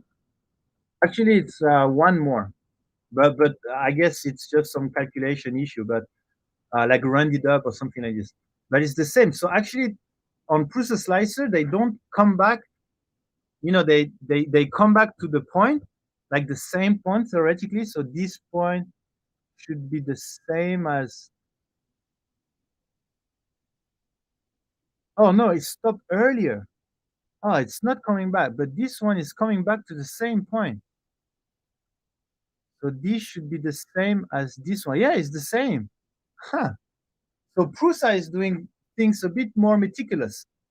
You can see Cura doesn't care. It just make the whole line and then it just come back to the beginning, even though it was already extruded. But Prusa, they come back a bit before, and then they don't extrude as much. Yeah, that's cool. It's FDAF patch. I don't think it's costing. Costing is when you don't finish the layer. You don't finish the layer, and then you finish it with the rest that is in the nozzle. But in this case, there is no gap. It's just that the starting point was already printed. The starting point here was already printed, so they stop a bit before.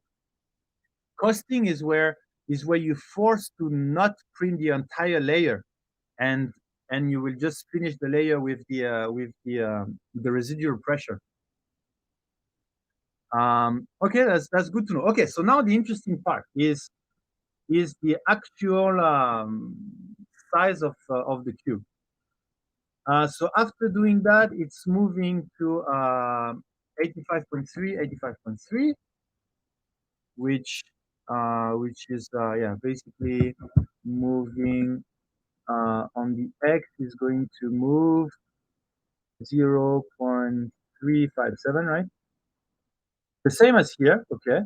So they do the same, and on the Y, it's moving 0.417, right? 417. Yeah, 417. Oh, interesting. So it's moving exactly the same way it's moving here, which makes sense. Which makes sense. And here, theoretically, it should be moving by 0.4. Yeah, it's moving by 0.4. Okay, so far so good. quite interesting to see how they both slice the cube. Okay, external parameter outer layer. First layer elephant foot compensation. Uh, I think is this. As the flash. Let me show you what I think it is doing. PBT time, PBT time. So for me, it's doing like this. You print. You start by printing this guy, okay, and then you print this so you're not going all the way, okay, you're not going all the way, and then this one you start from here to there. So these two have the same, right? So actually, to make it a bit more, to make it more obvious, I will do a super thick line. So the first line is printed from here to here. Okay, so that's the same distance and same extrusion. Then it's going to go from here to there. And let me check again. Moving 47. This one. So it's this one the same, the same, the same, and lower. The same, the same, the same, and lower. Yeah. So my guess is here. Well, actually, yeah, actually, theoretically, they should all be the same. Let me think. Oh, no, no, no. What I want you to say is this. Sorry. What I want you to say is when when it starts here, it will move. Let me check. Move to this, and then go to there. And then when they move to this, it's a G1. It's a G1, and then they extrude 0.078. Yeah. Um. Thank you for being awesome, Dave. Let me think. Let me think. Let me think. It's going there, and then it's moving 48, 48, 48, and then it's moving slightly less. Why is it moving slightly less here? Or does that mean it only compensate? It only compensate.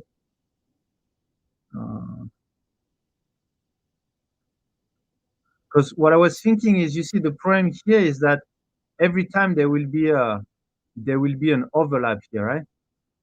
So if I put my guys a bit transparent, if I put my guys a bit transparent, yeah, we're going to see the overlap, right? And what I was thinking, if somehow it doesn't do this last overlap, it stopped a bit before and it doesn't extrude. But then it doesn't make sense because why wouldn't they overlap? Why wouldn't they compensate here? So then I was thinking maybe it doesn't do like this. It does like this. It does some travel like this. But then if it's the case, then why the last one is a bit shorter? Yeah, I'm not sure. Is the elephant food compensation on? I should not be. But I can check. It should not be. It should be in what? It should be in print setting. Elephant food compensation. Oh, did I forget that also? 0.1 millimeter. Yeah, it is on. It is on. Um, Let me check. Does that make? Let me check. So what does that do? Does that shrink everything by 1 millimeter? Okay. Let me. There's too many settings. There's too many settings. Let me slice that again, and let me just compare the G code first before doing all the calculation again. Hmm. Let me export that. Cube, push the slicer. You guys have no replace, sorry. You guys have some other setting before I do this again? First the slicer. Uh, no, this is where is it? Person number two. Well, at least we learn what what the compensation is doing. Let's open that. Okay, so let me see. Is there any big difference between these two? Okay, so elephant foot on the right, no elephant foot on the left. Um,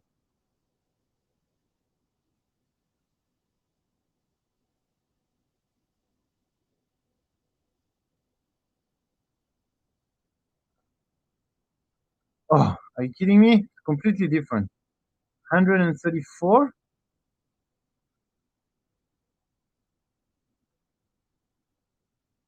Oh, okay. Oh, it shrink everything by zero point 0.1. Oh, yeah, yeah. You see, this is zero point 0.1 bigger than this one. And then this one, it should be, yeah, zero point 0.1, zero point 0.1, zero point 0.1. Okay, so it's removing zero point 0.1 everywhere, basically.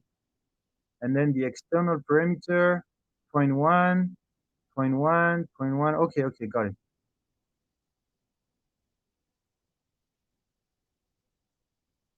Okay, so theoretically, we shouldn't need to do a much more calculation.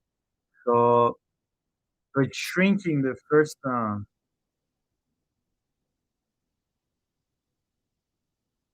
Yeah, I don't even know why you would need to compensate the elephant foot. Elephant foot means you haven't leveled the bed properly, right? So I guess that's the reason why there is an elephant foot is because we can never we can never level the bed properly. So there's so we start at this. So even here, so they start at one more, and then they arrive at one less. So it's actually doing a bigger movement, right?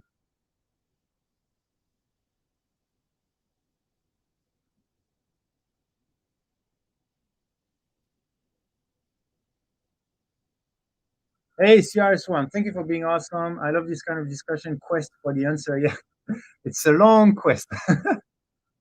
I've been I've been on this for 2 hours already.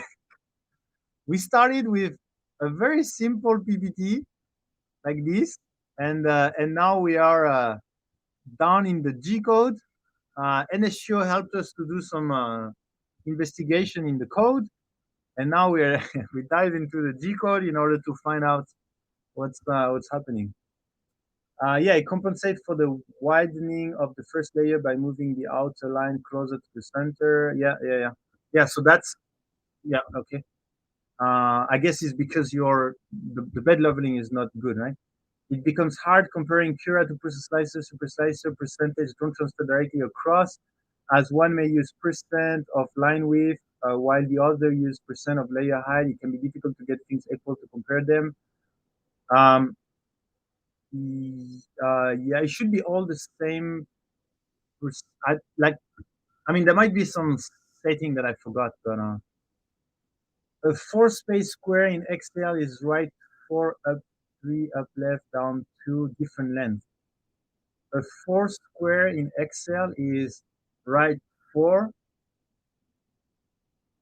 up three, left three, down two. Yeah, but I don't think that's what they're doing because you can see here they have moving the same amount, the same amount, the same amount, and lower amount. But that doesn't make sense. You cannot make a square. You cannot make a square by moving the same amount, the same amount, the same amount, and then lower. If you have if you have four sticks, three the same size, and one slightly lower size, I don't think you can make a cube. I mean, except if my cube is maybe something. Yeah, you cannot make a symmetrical cube. If they are four the same size, then yeah. But if you see, I cannot make a proper cube. So yeah, I'm not too sure how they do that. I just got your live stream notification. Freaking you, I really? We've been live for 2 hours already. Right, you would have to hard code the width and layer height. Add a Panama potato. Oh, how did you do that, loyal? Never say never. How's everyone? Everyone's good. Maybe the brain a bit fried at this point, or maybe a bit bored by all my calculation. But I think everyone is doing well. I hope everyone is doing well. I thought elephant foot was from turning the round extrusion square by pushing it against the bed. I thought elephant foot was from turning the round extrusion square by pushing it against the bed. I think the elephant foot is where you extrude more than you should be. So most of the time is because your nozzle is too close to the bed, and then it will extrude more, and it will leak on the side, and then you will have a big elephant foot. So that's what elephant foot is, I think. Sometimes you also don't want a level property properly to get more squeeze, so that composition helps a lot. Um, well, Chris, I don't know, because if you want more squish, then you're going to if you want more squish, then you're going to leak on the side. But if you compensate this by shrinking, then you have less squish. So for me, I don't know. You get what I mean? Like, you want more squish, but then you compensate by shrinking in order to not squish. Because squishing means elephant foot. So you want more squish, but you compensate the elephant foot to not have elephant foot, so you don't have the squish. So the logic is a little bit strange. Elephant foot is sometimes planned for or accounted for in the first layer adhesion. I hope he wants to catch up for a coffee with me too whilst in Australia. Thank you for being awesome, printed team. You can chamfer the first layer to negate or deburr. How many language are you going to use, Loyal? Costing? Yeah, I don't think it's costing, but since a couple of you has asked now, I will double check.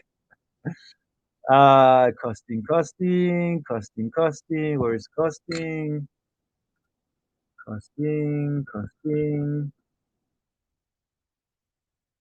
Tool change.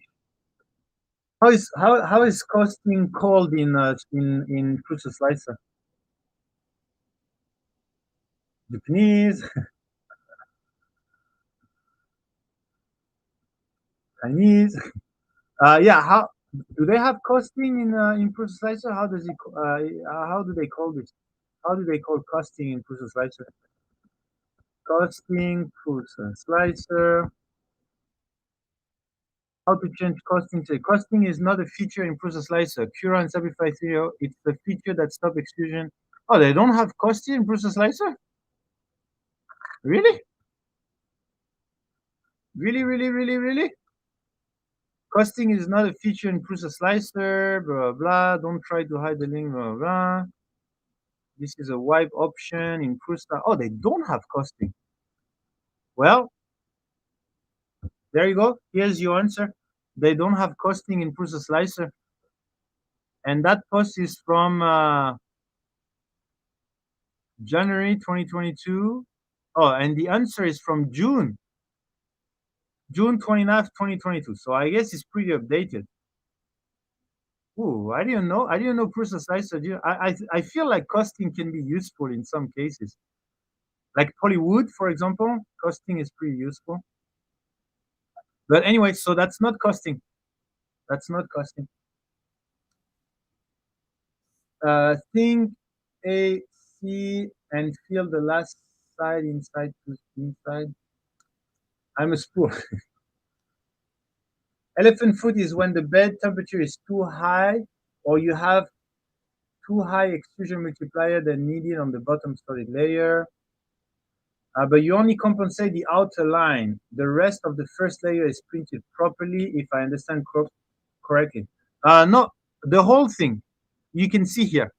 You can see that the whole thing is compensated. You can see that the outer layers are now, all the outer layers, all the parameters are now printed bigger than this one. You can see here you start at 134 and here you start at 133. So you start here at 0.1 millimeter shrinker, smaller.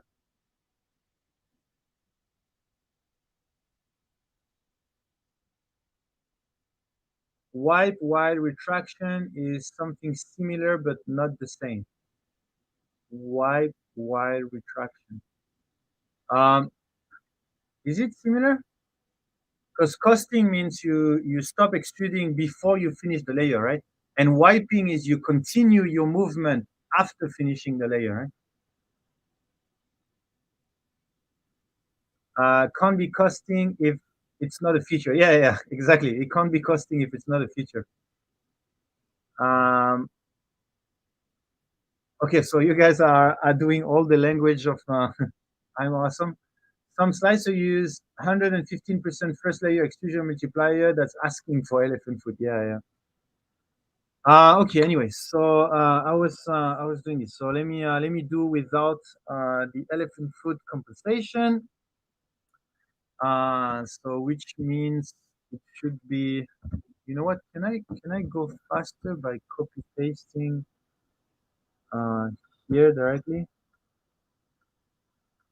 Um, so I just do. So it's moving here. So I guess it should be moving.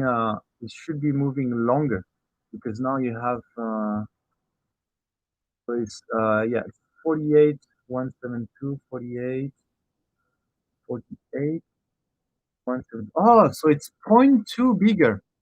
Yeah, so it's really it's shrinking the whole first layer basically.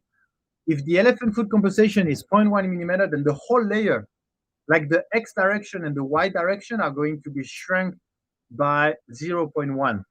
That's the reason why you see I'm moving 47.9 and here 48.1. So it's like 1 millimeter, 1 millimeter. So everything is shrunk down. So that's interesting. And I guess it's the same there. Minus this guy. Yeah, it's the same. And then I guess it's the same here as well. Yeah, it's much faster than typing on my phone. Yeah, it's the same. Oh, it's interesting. Now it's the same. Here it was not the same. Now it's the same. I think they do some random stuff that sometimes you see messed up a little bit the accuracy here. Because yeah, I guess they have some kind of. I mean, look at they use 3 digits after the comma. Obviously, that's gonna make some strange things, right? And then 48.112. So here is 48.112. So that means it's moving point 0.6, point 0.6. And so the last one, you see, same size, same size, same size, and the last one is smaller. I don't understand how that works. And then we have the extrusion that should be, and they always compensate by the same. It should be 178. Yeah, that's that's so strange. Why do they compensate every time? They compensate by this amount. Like every time here, they stop by exactly the same amount here. They always leave the same amount. It's very strange. I'm not too sure what is doing there.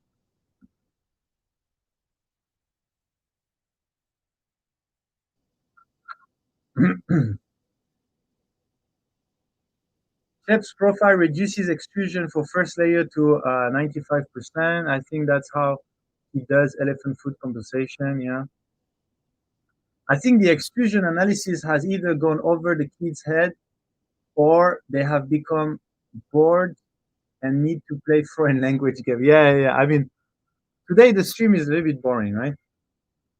Because I'm trying to yeah, I'm trying to figure out some stuff. I'm quite late. Have we discussed Arcane variable extrusion with no no CRS1? I it takes I don't know. It's gonna take like 3 hours just to figure out a small thing, which is just how Cura and Prusa Slicer are doing the line. What's the difference? Like this, we're trying to explain this. It takes 3 hours to just do this. So if we go into the how Arachne Arachne works, then that's gone. It's finished. We're gonna finish in 3 weeks. I think Arachne only alters the line with, but we can try, right? We can export to G code and say fdef patch. Yeah, I don't think it's the wiping because the wiping they still have to finish the layer, right? Wipe. Yeah, wipe. They still need to finish the layer. So um, wiping tower retraction. Is that this? Wipe while retracting. Okay. So it's activated. Oh wait, am I on the right?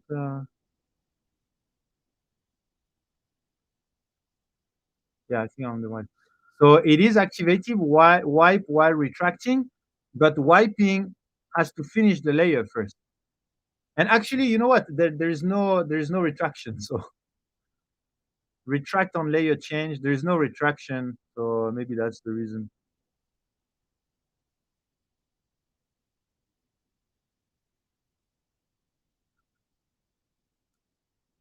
Thank you for being awesome, Michael.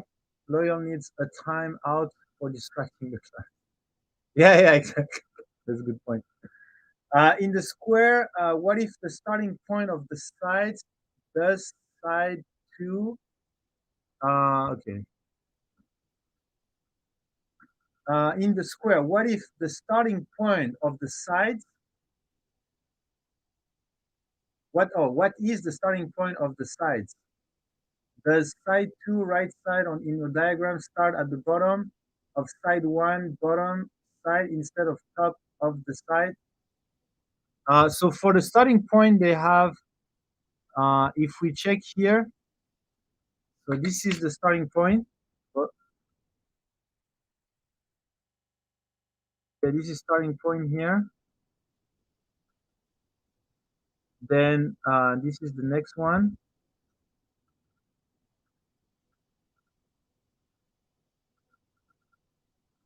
So it's exactly on the same line. And then I mean it's following, right? Like this, and then like this.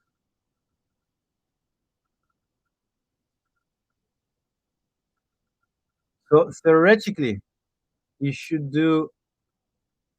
You should start uh, here, and then go there, and then you should continue here and go there. Or maybe I'm a little bit too long, but if we follow the coordinate, it's doing something like this. And then you see this is the same, and then this is the same. Then it's doing something like this, and then this one is doing something like this. But the problem is that the end point, which is this point, oh no, one, two, oh no, sorry, I mess up. This should be there, this should be there, this should be the end point, like this. and the starting point is actually this one. Uh, the starting point is actually this one. This is the starting point. So you can see it's doing. You see it's staying on the same x, and then and how come the x x y, x, y yeah.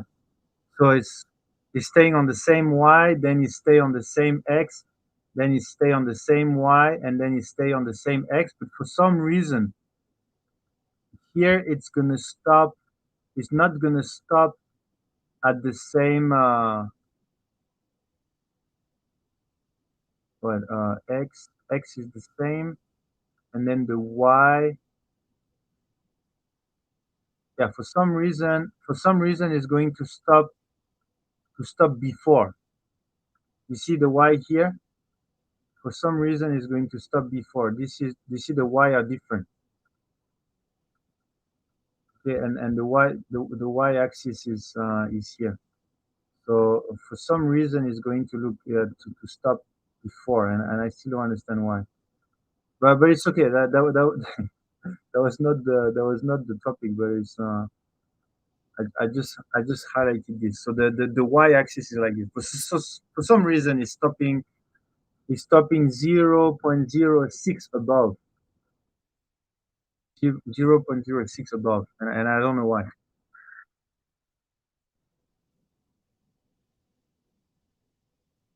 We're learning, yeah.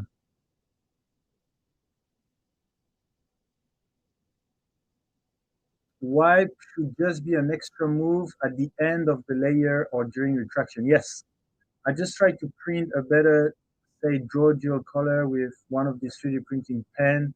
The result look not good as always with this pen. See live stream ideas for a poor drawing and non-equal size or not.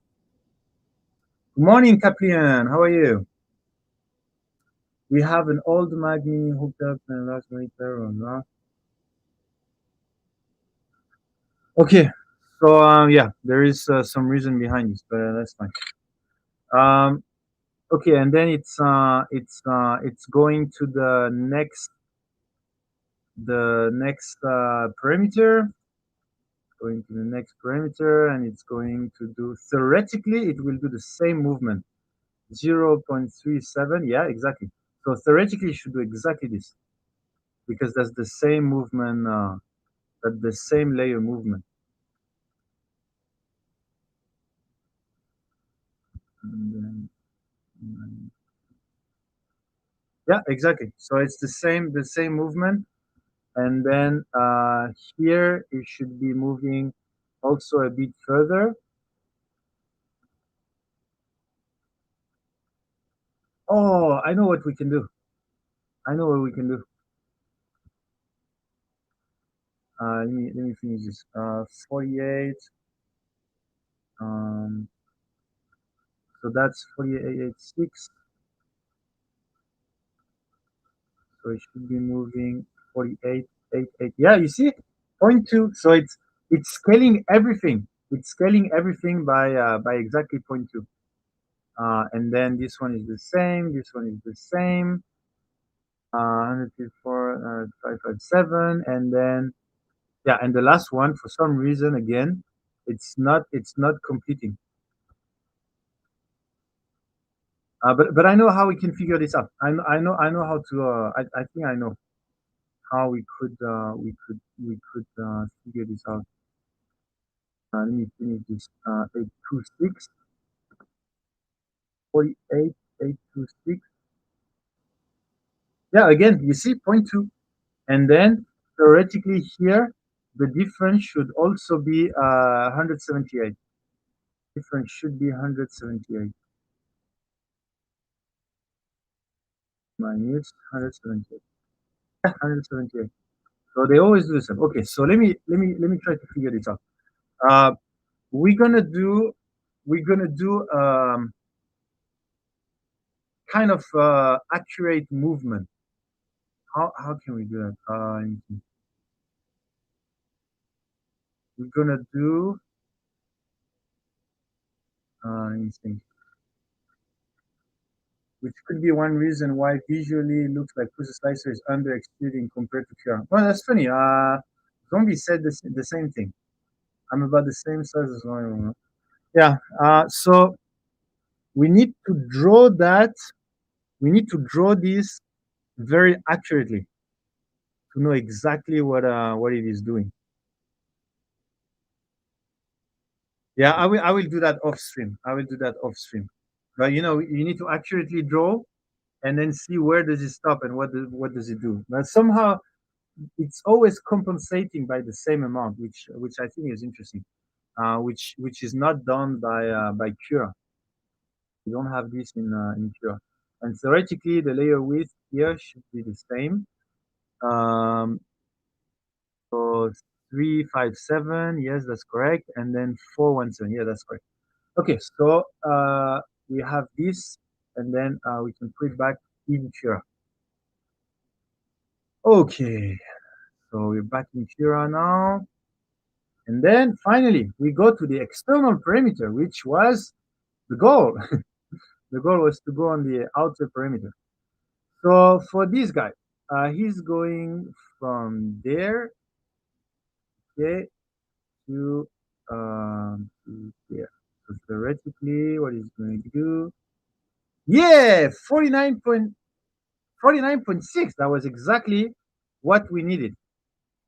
49.6. Why 0.6 is because you have 0.4 layer width, and then you take 0.2 from each side. So that's exactly my cube. My cube is exactly 50 by 50, right? So that's my cube. So just imagine that is 50 by 50 cube, right? So 50 millimeter cube. And then my line inside are going like this. Well, I should put my line different color, uh, yellow. Okay, my line are doing like this. That's what Cura is doing. Okay, and then because the layer width is 0.4 millimeter, that's the width of my layer, and then it's basically stopping at the middle of this layer, and then you continue like this. So that's why the length of that layer is equal 50 millimeter minus 0.2 here, 0.2 millimeter minus times 2, because you have the 0.2 here. Okay, and that's exactly equal 49.6 millimeter. Okay, and that's the movement we are doing here, 49.6. So far, so good.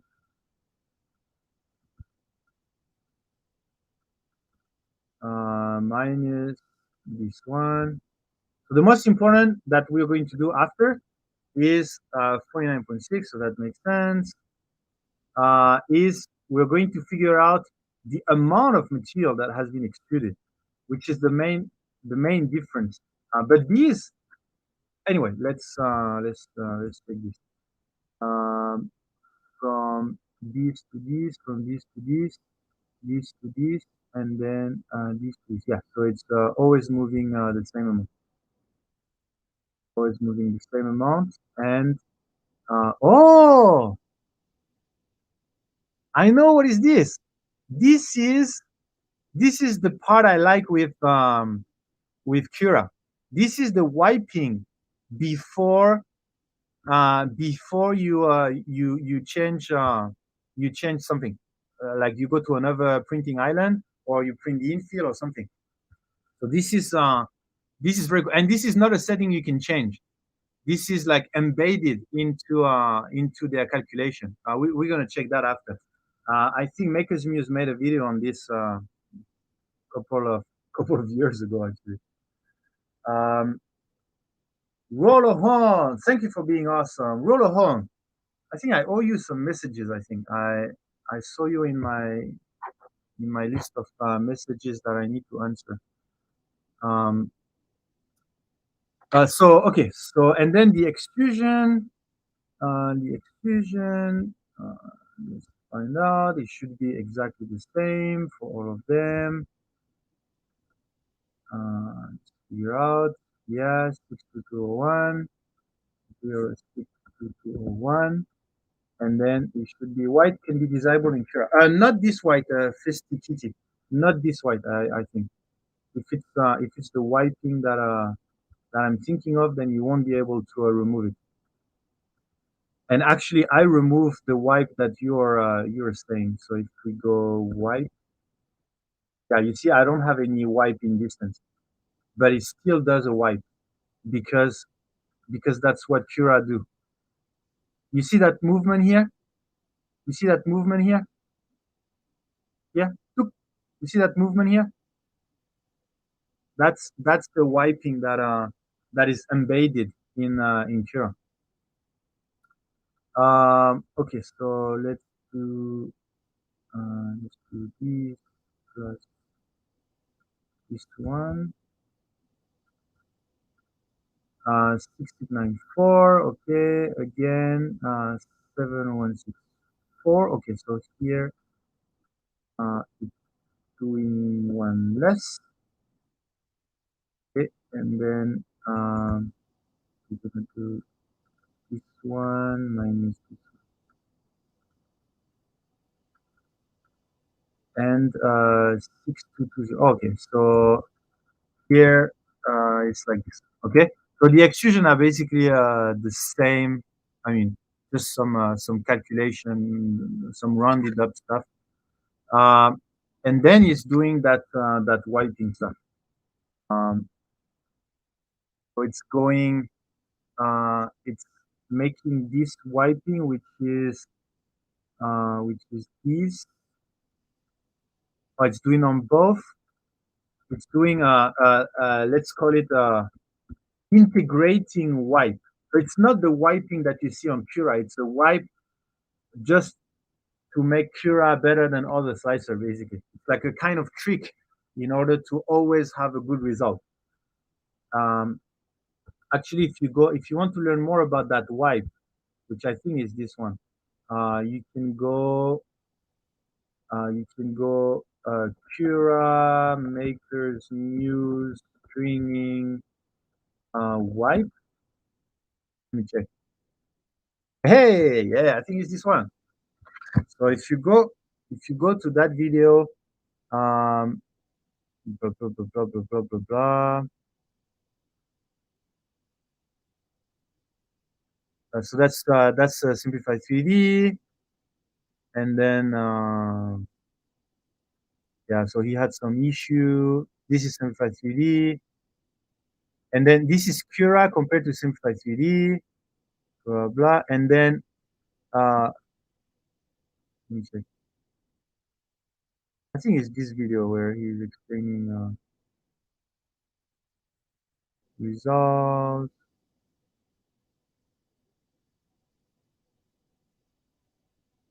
Is it this? I think it's this. It's this video. Yeah, yeah. There you go. So you see, he's doing this strange wipe here. Yeah, maybe it's not exactly the same. I don't remember. I have to watch the video again. But let me put that in the chat.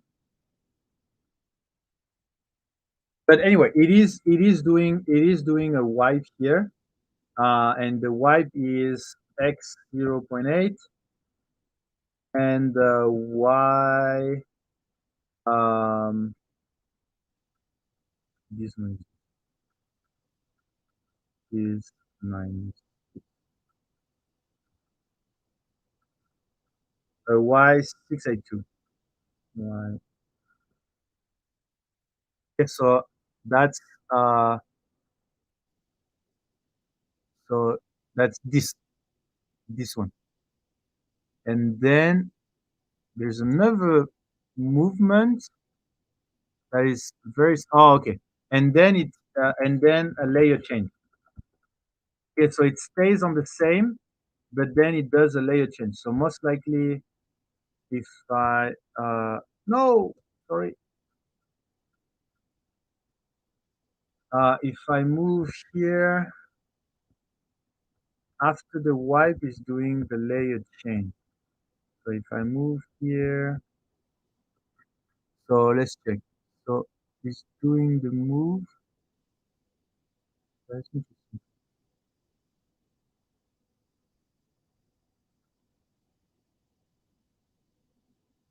Yeah, I don't know what is that movement. I think is not accurate, but it should do one movement that is X08, X06, okay, is this, and that the other movement should be the increase in layer height. But for some reason, it doesn't do that because maybe they do things in 2D slash 3D, so like in 2.5D most likely. So that's why they don't show the increase. That's my guess. Because if you go up, yeah, then it's starting here, starting with the inner there, then bang bang, and then bang bang bang, and then he's wiping and then open. Yeah, yeah. So that last movement is basically going up. Okay, so that's how Cura does. Okay, so I think very straightforward. There's no, yeah, very straightforward. We're gonna go into the E after we finish processing. So very straightforward. So what does processor do? So after finishing the two inner layer, okay, which we notice compensation every time. It's starting the last external layer. So for the external parameters, it's gonna do the same, okay? So 148 minus that 85.2, okay, 40. Okay, so it's also doing 49.6, which is interesting, right? 49.6 is what Cura is doing. Okay, so their last one is 49.6. So so what we were saying about the wall being shrinker, being smaller, is true. We can calculate the wall width after. Let's finish this. So 49.6, and then excluding the same amount, the same amount, the same amount, and then 149.9, the same. Okay, so it's moving the same amount, same amount, same amount. And I'm sure the last one, for some reason, will be smaller. So we can check. It will be this minus this one, okay, which indeed is smaller, 49.54. So for some reason, the last one will be 49.54, and the extrusion compensation, I'm pretty sure, will be 178 again. So it does this everywhere, basically. Yeah, you see the same one. So it does do that compensation. Okay, and then it's also performing.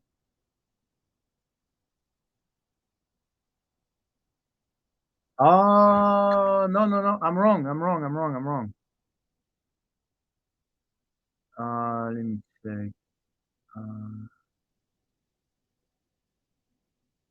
no, no, no. It is doing a wipe. Yeah, because I thought this movement was just going to the starting point of the other layer, but no, because after the layer change, then it's going to the starting point of the other layer,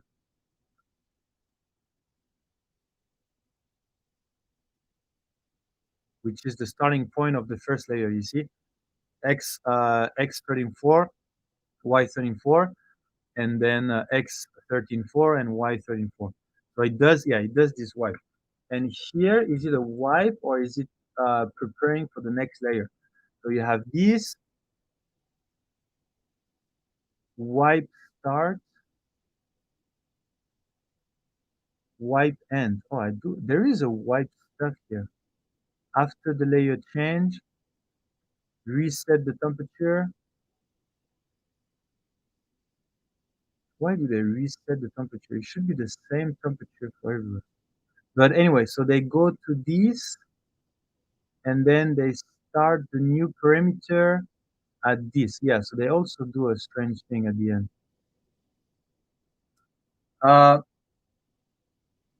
Super Slicer has a wipe, retraction wipe, wipe while retracting, wipe speed, retract amount wipe, wipe only when crossing perimeters. Prusa 2.5 have a wipe too. I don't know about all the version, retraction wipe. Yeah, yeah, it seems that there is a wipe going on here. I will check what kind of wipe they are doing here. And why do they extrude 0.8? Yeah, let me check what's going on here. Let me check what's going on here. I like this. Never thought about going this detail in G-Code. Rewatch the stream later. Wish you the best and keep on doing stuff like this. Thank you, Caprion. Thank you so much. Okay, so here it's doing a movement. Let's call it what? Let's call it a movement. Move. Like well, let's call it. But let's still call it wipe in a way that it doesn't extrude during that moving. And here is doing x 0.386, right? And it's doing a y 0.44. Is that right? Yeah, 0.44. Okay, okay. So now let's calculate the width of the wall. So the wall width here is so it starts at check. You start at x 134, and then if you compare to the last x at 134.8. So the wall width, let me check. If you do 134.8.086, and then so this is the most inner one, and then if you do a difference between this x, so this is the x of the most inner one, so shell 1, then shell 2 is at this x 134,443, and shell 3 is at this, right? So that means if you do the difference here, so that's this this minus this. So the distance between the shell centers are 0.357. 0.357. And the distance between these, yeah, it's the same. It's the same. 0.357, yeah. So the width, so that means, yeah, they do some kind of overlap because here is very straightforward, right? Here it should be exactly it should be exactly 0.4.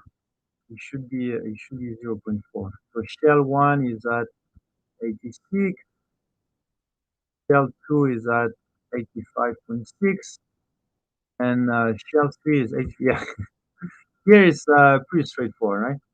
Here is 0.4, 0.4 millimeter, and 0.4 millimeter. Okay, so Cura is this. And so that means that it means that here they do some kind of overlap stuff with Prusa.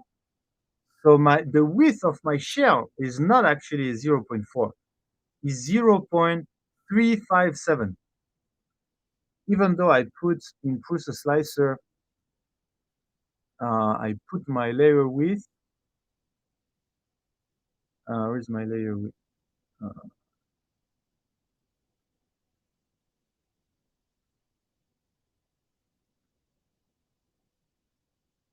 Uh, Print setting. Layer height, 0.2, parameters 3, sorry, layer, blah, blah, infill, skirt, green. I don't remember where's my layer width. Advanced. Default extrusion width, 0.4 millimeter. First layer, 0.4, parameters, 0.4. And then my infill, yeah, overlap is 0. So what does it say here? Set this to a non-zero value to set a manual extrusion width for perimeter. You may want to use thinner extrudates to get more accurate surface. If less zero, default extrusion width will be used if set. Otherwise, 1.125 times the nozzle diameter will be used. If expressed as percentage, for example, 200%, it will be computed over layer height. Okay, so why am I saying 0.4 and it's not 0.4? And that's, I think, from what we explained, is because they're doing some kind of overlap, which for some reason I don't have access to. You see that overlap here? I said 0.4, but as they are using that model, they have to overlap. Otherwise, it's not going to be good. So they have to overlap, and they have to put it down to 5.7. Okay, so we were not far. So finally, my real width is going to be 0.357. But what if I don't want? What if I want 0.4? I mean, it's for me, it's a little bit counterintuitive to write some stuff and then they modify the stuff and then we end up with something else. Because now, what is the size of my wall here? The size of my wall is 0.37 times 3, basically, right? Something like this. So now I end up with a line width of this, this times 3. So I end up with 1.071 millimeter wall width. Whereas in here I have a 1.2.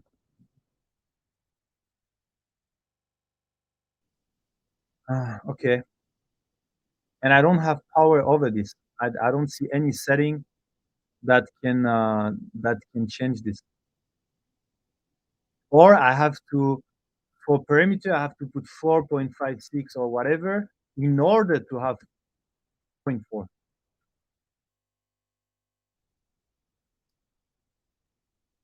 3D printing nerds, Dan, I'm having a hard time typing tonight. Goes along with having tingling arms, no feeling fingers tip. I'm still awesome, and so are you, but I'm dropping the phone on my face, so I have to call it a night. Burning Gem, thank you for following the stream so far. Have a very good night. But anyway, I think we reached it. We have our conclusion, right? Our conclusion is that Cura is doing things. Um, let's say the way of understanding the things are a bit more intuitive than Slicer. We haven't confirmed which one is better. For me, this one is better just because it's more intuitive, and you don't have to deal with all of this overlap stuff. You just say 0.4, it's going to be 0.4, and then that's it. The interface would be the best. You don't have to do this kind of calculation. That's the only argument I have right now, I think, on why I would think the Cura model is better. And for some reason, Slicer is using this. I still don't know why they are using this complicated model. It could be that it could be this. Let me conclude with that. It could be that um, when you print a cube, okay, with all your layers, then I think I think for me, the model dimension is not exactly, it's not exactly here. It's not exactly here.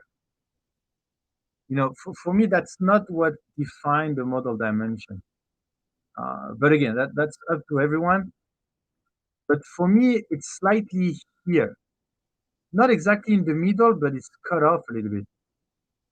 That's how you define the size. Because I mean, how do you want to define the size of a model that is wavy like this? So do you define it as the furthest point to the furthest point? That's how you define the size, or you make a kind of average, not an exact average, but a kind of average. How do you define exactly what's the size? For me, I prefer this. I prefer this.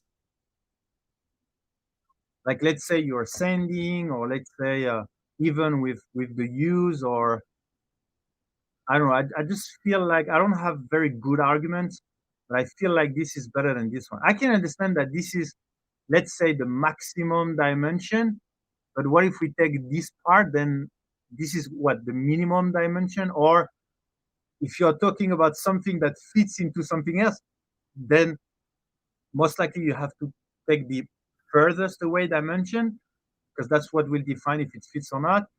But once you will do some back and forth, then you will definitely grind it to a bit below, which for me is, I like the a bit below one.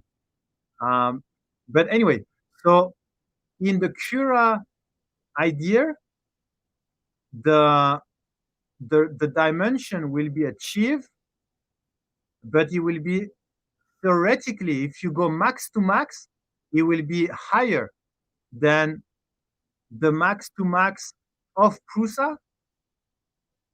But Prusa is doing this overlap here, so it will still be a bit oversized, a tiny bit, less than Cura. Okay, so that's my conclusion after 3 hours of stream. That's what I think about Cura VS Slic3r. So again, I know I was a bit annoying on Discord, asking a bunch of questions, etc. So hopefully this will show that I'm not against Slic3r. I'm not against Cura. I'm for understanding what is happening, and through our small analysis today, because we didn't go very far, right? We learned some stuff. Hopefully you did learn some stuff as well, and yeah, and I think studying the G code is not bad. Let's maybe in the next one we're going to learn a little bit more about that wiping stuff. What is it doing? And then yeah, I think we can just continue a bit on analyzing a little bit how the Slic3r are doing their job. And yeah, I will save these two, and then I think we can I can save that one as well. Print Buster, Slic3r calculation, something like this. And yeah, I hope you guys enjoy today's stream. A bit heavy today, but definitely a lot of fun, a lot of learnings. There's some nice papers here as well. Um, yeah, Any of them, mate. yeah. Nick, sometimes you do make it more complicated yourself. Yeah, I know. Everyone is telling me this. Everyone, you know what I'm used to is I'm making things harder than they should. I'm asking too much question. I'm a defensive person. Uh, I'm close-minded because I ask too many questions. All of this I'm used to. I'm used to people saying all of this kind of stuff. But to be honest, I don't really care because I like learning some stuff. I like asking a lot of questions. I like going way deeper than what the average people should go. So I really don't care. I really don't care about that. I um, I don't feel like I'm negative when I'm talking to people. I don't feel like I can understand that I can bother people by asking too many questions. But if someone don't want to explain, then they just tell me, okay, you know what? I don't want to explain. That's what I think, and that's it. Because if you tell me something, I'm always going to ask why. Why do you think this way? Why is it that way? Why is it that way? And then at the end, it's going to end up by either, okay, you don't want to listen to me, or you don't want to understand me, or blah blah. So I'm used to all of this, and I will continue because I do think that's the best way of learning deeper than just a very superficial discussion on oh, okay, you like this, great, next topic or something else. Um, Questions are good. That's how you understand what's going on. Blah, blah, blah. Okay, so do we have anyone? Oh, Ashur Nag is on. Is he playing or printing? Oh, nice. He's doing some setup. Let's go there. Let's definitely go there. He's doing. He's preparing his setup and stuff. That's awesome. Um, okay, 60 people watching, 74 entries. Oh, we lost a lot of people on the way. We lost a lot of people. Okay, so we're gonna draw. Are you guys ready? Don't forget to be awesome. We're gonna draw in 5, 3, 4, 2, 1. Drawing for today's winner is. I spent 15 years writing my own G code for CNC machining, and I let the program do it now. Rob Gumshire, congratulations. Stephen Poole, I think that's a big difference between writing your own G code and leaving the machine now. How long would it take just to write a G code that would make this? Gemshil, are you here? Congratulations. Is he here? Is he here? No, not yet. Rock Gumshield, are you here? Apparently from YouTube. Are you here? Are you here? Or did I lost you into the G code calculation part of the stream? Rock 10, 9, 8, 7, 6, 5 rock gum shield, 4 rock gum shield, 3 rock gum shield, 2 rock gum shield, 1 rock gum shield, and we draw again. Sorry, rock gum shield. Too many calculation.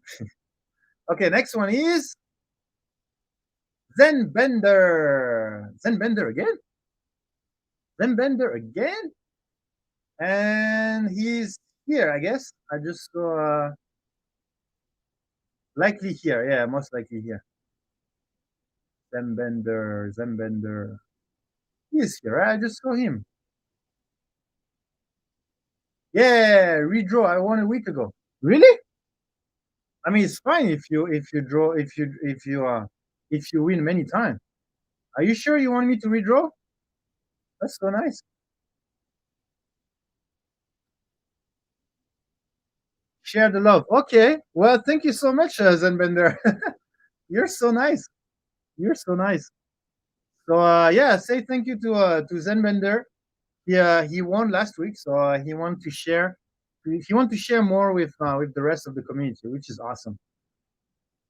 And we're going to draw again, thanks to Zenbender. You're always a winner in my eyes. That's so nice of him. Very, very nice of him. So the new spool is going to Sioris. Sioris are here. Only 6 watching. Might have to draw a few more times. 6 watching on YouTube, Michael. But we are way more people on Twitch, and it's going through all the. He's going through Twitch and YouTube at the same time. Rory, congratulations! Did you follow? Yes, you're here.